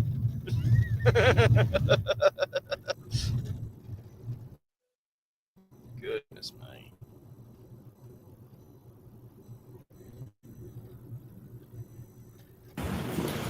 Won't be there. You in any way, we just. Understand. Respectfully, it won't be very much longer. You reviewed the text stream data, otherwise known as the triggers, I'm just for going the to start entirety with of the the vehicle, correct? bar anyway. Yes. How many trigger events did you find in the life of the car? Not counting 1162-2. Let's stop there. Right. Prior to 1162-2, there were 19 prior events. And 19 total events, correct? Correct. And how many collisions were clocked by any recorder on that car? None of the events were triggered by collision.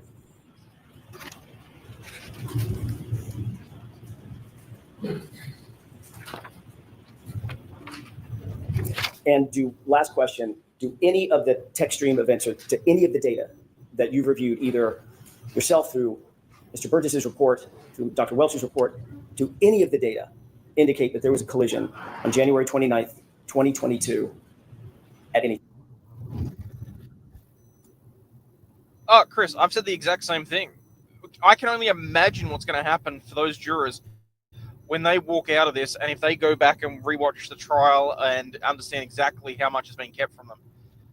Because they could potentially send an innocent woman to jail for the rest of her life. Well, rest of her life, you know what I mean? They could potentially send an innocent woman to jail based on some very shoddy and disgusting and disturbing stuff. So, used to be a chug of Foster's. Fuck that. That'd cost me an arm and a leg because it's difficult to find here. But no, not happening. Objection. Ask it differently. What did you find in terms of, I want to narrow this question to January 29th, 2022. What did you find in terms of any data regarding a collision? Neither of the events that occurred on that date were triggered by collision. Thank you. May I have just a moment, Your Honor?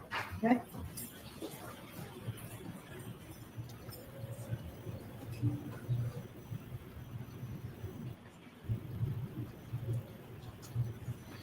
The only issue that I have with this line of question is the fact that we know that her car impacted with John's, and the EDR hasn't recorded anything there either. Jurors, we're That's going really to the only issue I have. There's some things that we need to do with the lawyers that we'll have to come back to 12.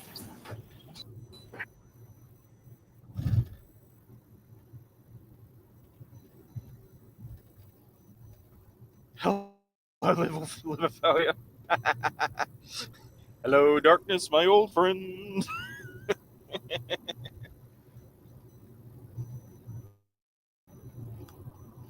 I swear this month I'm going to have to do a roof stream. I'm going to have to at some way. Jesus.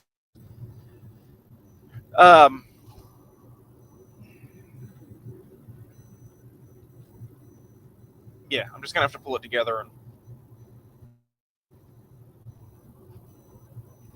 have some fun, I think.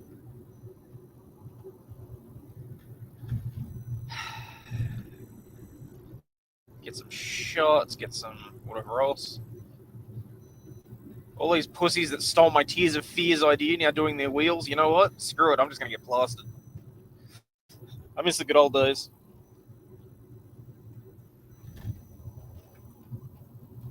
You know what? I'll lean into it. Make Aussie puke. Can you do it? The moan stream? No, I didn't do the member stream last night. I had intended to, but the cooking stream went a lot longer than I thought it would, and I had a lot of cleaning to do cleaning up to do in the kitchen afterwards. So.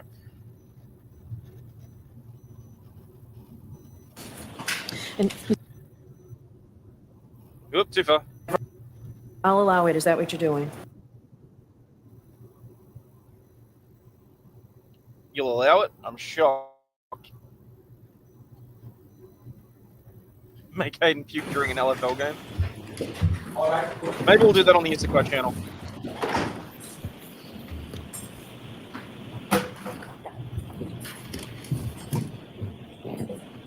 I mean, we could always just play one of the games from the latest series. That'd make me puke.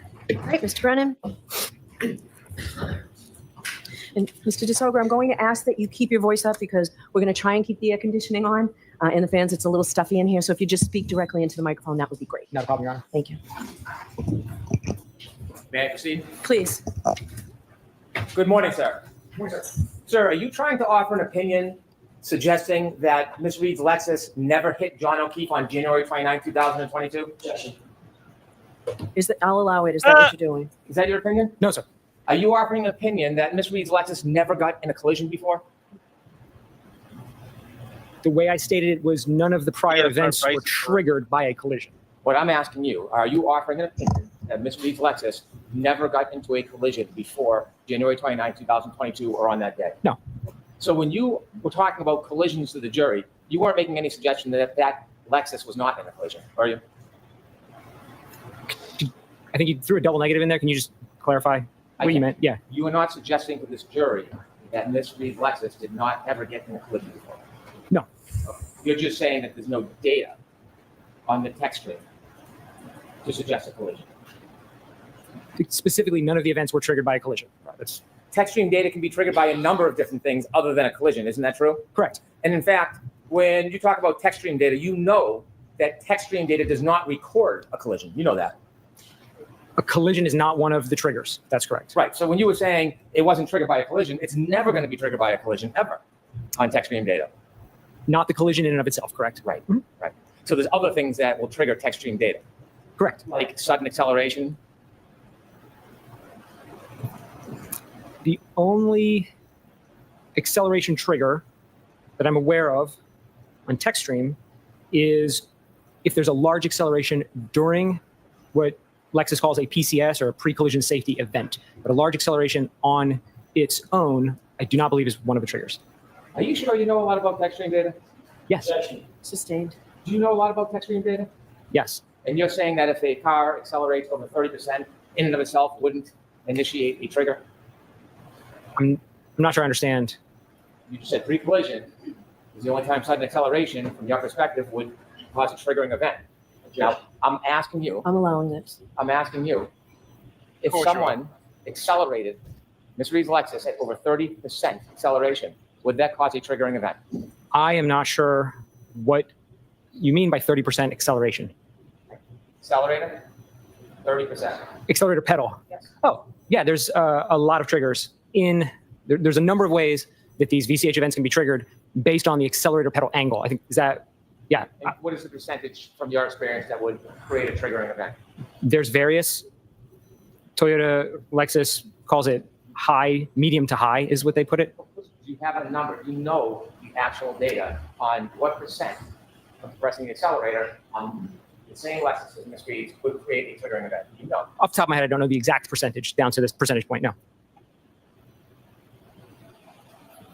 There is something different than texturing data. That's the EDR data, correct? Yes. You would not expect, it would get abnormal for the EDR to register data based on a side swipe between a 6,000-pound Lexus and a 216-pound person, wouldn't it? Objection. I'll allow it. That would be abnormal to register that data into the EDR, wouldn't it? Sure. I don't know if I would use the word abnormal, but I would state it that there's a minimum threshold to record in the EDR, and a pedestrian impact generally wouldn't meet that. I'm sorry. A pedestrian impact generally wouldn't meet that, but I don't want to make a blanket statement as if it's always the You're case. saying it would meet that. Would not. Would not. Okay. And a side swipe or a clip has less force and impact than a head-on collision, depending on the speed, correct? Generally, yes. But does a sideswipe or a clip have enough to launch someone 30 feet in the air onto snow? When you are discussing the triggering event, that is the moment that something registers to the car to capture data in the text string, correct? Correct. So if I was to suggest 30% of depressing the accelerator pedal would cause a triggering event, would the triggering event be when it reaches 30%? Yes. The event data captures potentially part of an event, doesn't it? I think we're into semantics a little bit, and I think it depends on what you mean by event. Because Exactly. previously we'd been talking about an event as the data, but event can mean a lot of other things. If an event's only 3 seconds long and 10 seconds of data is captured, then the data will capture more than the event, correct? Correct. If the event is longer, 15 seconds, 20, 25 seconds, and the data is only captured for 10. The text stream data only captures part of the event. Correct. Fair to say? Very fair. So when you're looking at the data, it doesn't tell you about the entire event, correct?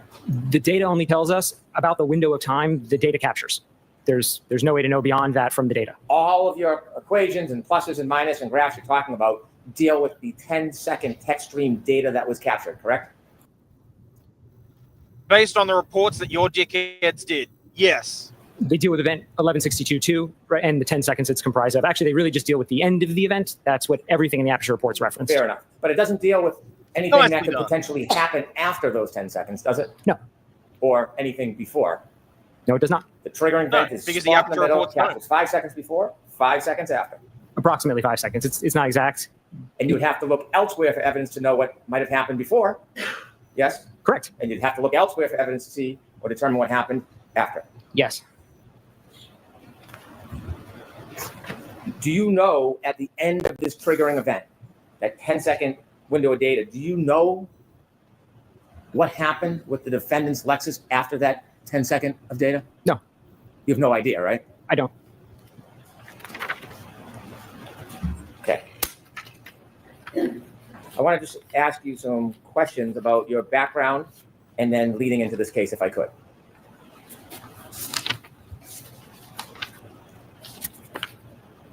You have a bachelor's degree and a master's degree. That's correct. You've worked for your company for some time. Coming up on 13 years next month, correct? You've advanced through the company. Yes. You presently are the director of engineering. Yes. Are you ACTAR certified? No. What is ACTAR? ACTAR is a body that basically offers a certification in accident reconstruction. Do you offer services as an accident reconstructionist? Sometimes. And you have been hired and come into court and offer opinions as an accident reconstructionist? In the singular time I've testified in court, it was not specifically for accident reconstruction. It was data analysis. Okay. You continue your education and you go to a number of different trainings and seminars as well as teach, correct? Regularly. And when you regularly go to continuing education, you have quite a bit of continuing education that you've been through, haven't you? Sorry? You've been through quite a bit of continuing education. Yes. You focus as part of your specialty on EDRs, don't you? That's correct. Event data recorders. Correct. In fact, when you promote your services, that's one of your real specialty, isn't it? Correct. And it's something that not only are you schooled on and you go through continuing education, you're well published, aren't you? That's correct. And in your publications, you speak primarily about EDR type information. Pointy, Hank. Yes. And that's something you are well skilled in, isn't it? Yes. Now, forensics or data forensics is a wide field, isn't it? It is. And you can do some things or many things in it. But oftentimes people specialize in parts of data forensics, don't they? Generally, yes. Well, speaking of you specialize in EDRs, true? Yes. There is a difference in different subspecialties, isn't there? In general, Yes. yes. Okay. Now, are cell phones, is that a subspecialty in digital forensics? Yes. Is that something you're a specialist in? No. iPhones, are you a specialist in iPhones? No. Have you ever taken any specific training on mobile forensics? No. Have you ever written any papers on mobile forensics? No. Hey, have you ever promoted yourself as having any type of subspecialty as an expert in mobile forensics? Never. In any of your continuing education, and you have a vast amount, have you ever taken any classes or seminars in mobile forensics? No. Have you At ever what point taken is any class or someone going to study? point out? At what point is someone going to point out that, hey, by the way, Hank, that's not what he was called in to do. He was called in to opine on the engineering and math in relation to the EDR and the clock. Brennan's upset that this man didn't do a Blue Man cosplay. Well, I mean, it could have been worse. This guy could have dressed up as John to show up on the stand. He's doing his best to muddy the waters here, saying, oh, well, you know a lot about the cars, but you don't know enough about the phones to say, oh, well, this is when this should have happened. And yes, it's simple fucking math as to whether or not the times sync up or not. By your own guy's reports, all he did was finish the math that your guys put together. That's literally all he did. Like, I get that you're scrambling for this, but you could probably do a significantly better job. about variances between infotainment systems and mobile forensics? Classes? No. Have you ever attended any seminars on variances relative to mobile forensics? No. Have you ever testified about variances in mobile forensics before you testified in this court today? No. Have you ever published anything to do with variances in mobile forensics? No. In this case, you had an opportunity to review a number of reports from Dr. Jackson just stands up on the redirect and says, and is any of that relevant to the analysis that you did of Aperture's reports? No. Welcher? Yes? Yes. And Mr. Shannon Burgess? Correct. In reviewing those reports, you've offered your opinions and analysis. Did you ever engage in actually any efforts or study in this case to obtain data? Could you maybe clarify what specifically you're asking? Yes. Did you ever yourself, not watch someone else do it, did you ever download or obtain data in this case? No. Did you ever test Miss Reed's car? No. Did you ever get an exemplar vehicle to run any tests? I did not. Because he Did you didn't ever do need to. any He was running actual off your own testing in evidence. this case? No. And so your role is to look at other That's not what people's he was work and engaged offer for. opinions and criticisms, basically. And provide some clarity Yes. to the work, but generally, yes. Clarity for who? Who asked you to provide clarity? My clients in this case, You what? Mr. Jackson, my client. Did you ever speak to me? No.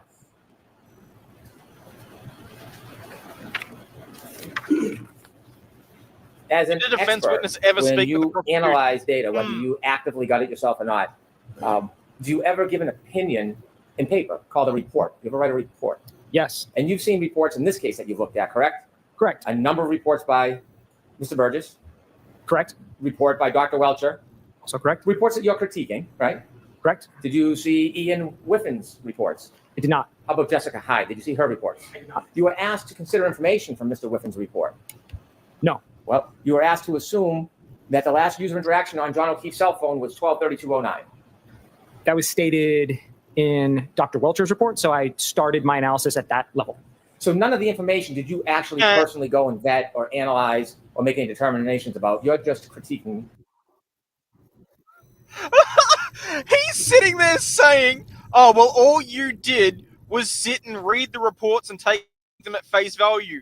They're your fucking reports. They're your evidence. You're basically saying to the jury, the reports that we put in do not stand up to criticism, but you were just brought in to do so. Oh my God, this is not the win that you think it is, Pat Brennan. Jesus. Written reports. Correct.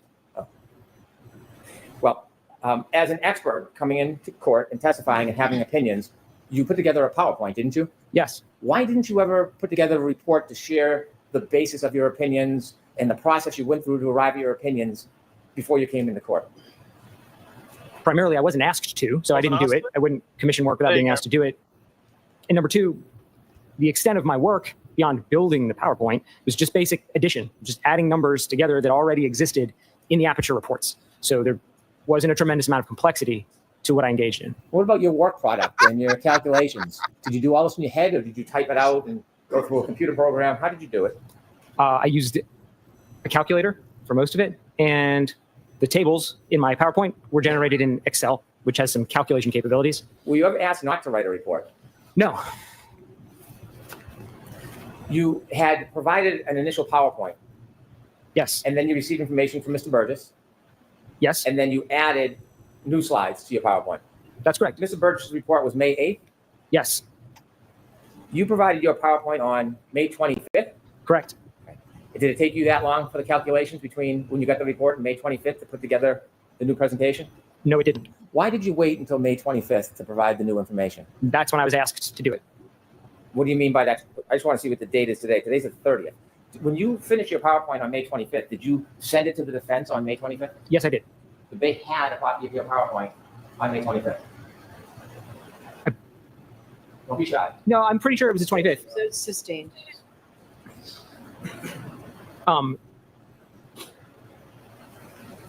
Yeah, if it wasn't the 25th, it would have been maybe the day after, but it's dated the 25th. I'm almost positive I provided it on the 25th.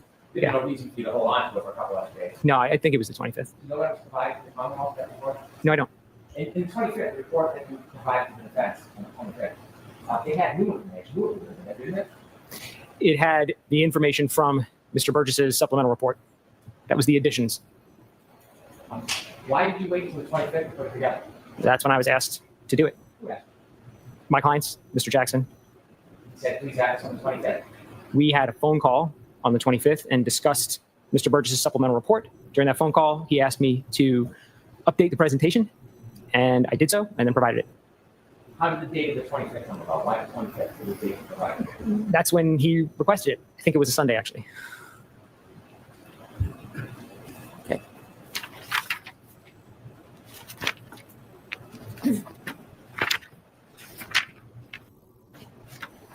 When you first Projection got much there, involved in this, Spanky?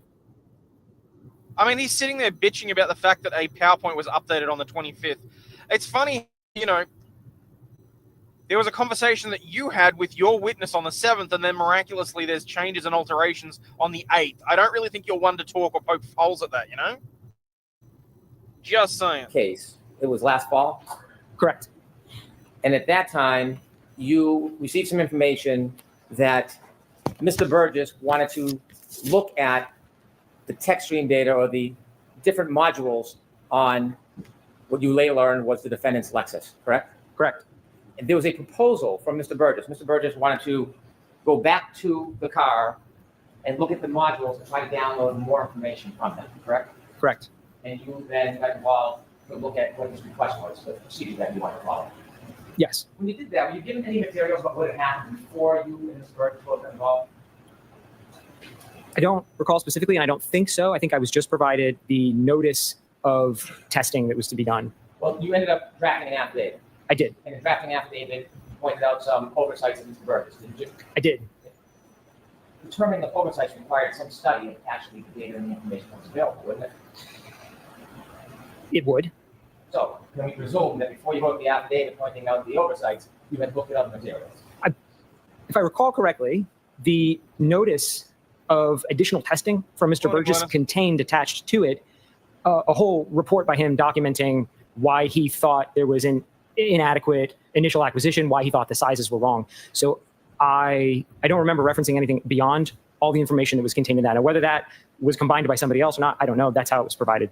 Did you end up looking at the report of Ms. Gaffney and what had happened in the past with the download and search of these Lexus materials? If I'm remembering right again, I think Ms. Gaffney's report was also attached to that same singular file. You learned that the defense expert, Ms. Gaffney, had downloaded data from chips, correct? Correct. And Mr. Burgess was asserting that there was information missing and believed that there was missing information from the chips. Correct. In that form, it's sustained. It's It's stricken. My apologies. The conclusion Mr. Burgess had is that he believed there was missing information from the chips. He did. He miscalculated the size of the chips. Did you do any study to see if there was actually information missing from the original download? No, I looked at the data sheets for the chips and then immediately realized what the error was. The data sheets specify a size in megabits or gigabits, and Mr. Burgess had written his report in the context of megabytes. I didn't need to because I looked at the actual where he made his mistake. Sounds about right. All right, folks. Well, that's going to bring us to the close of another trial stream. I'll be back in, 6.5 hours or so. But as always, please remember, you're not a piece of shit. You have value in society, especially for being here. And I'm going to stop here and wait for you. As always, stay healthy, wealthy, and wise, people. And I'll catch you all on the flip side. And yes, I got through all that before I had to park, which is good, because the internet always craps out as soon as I park under the trees.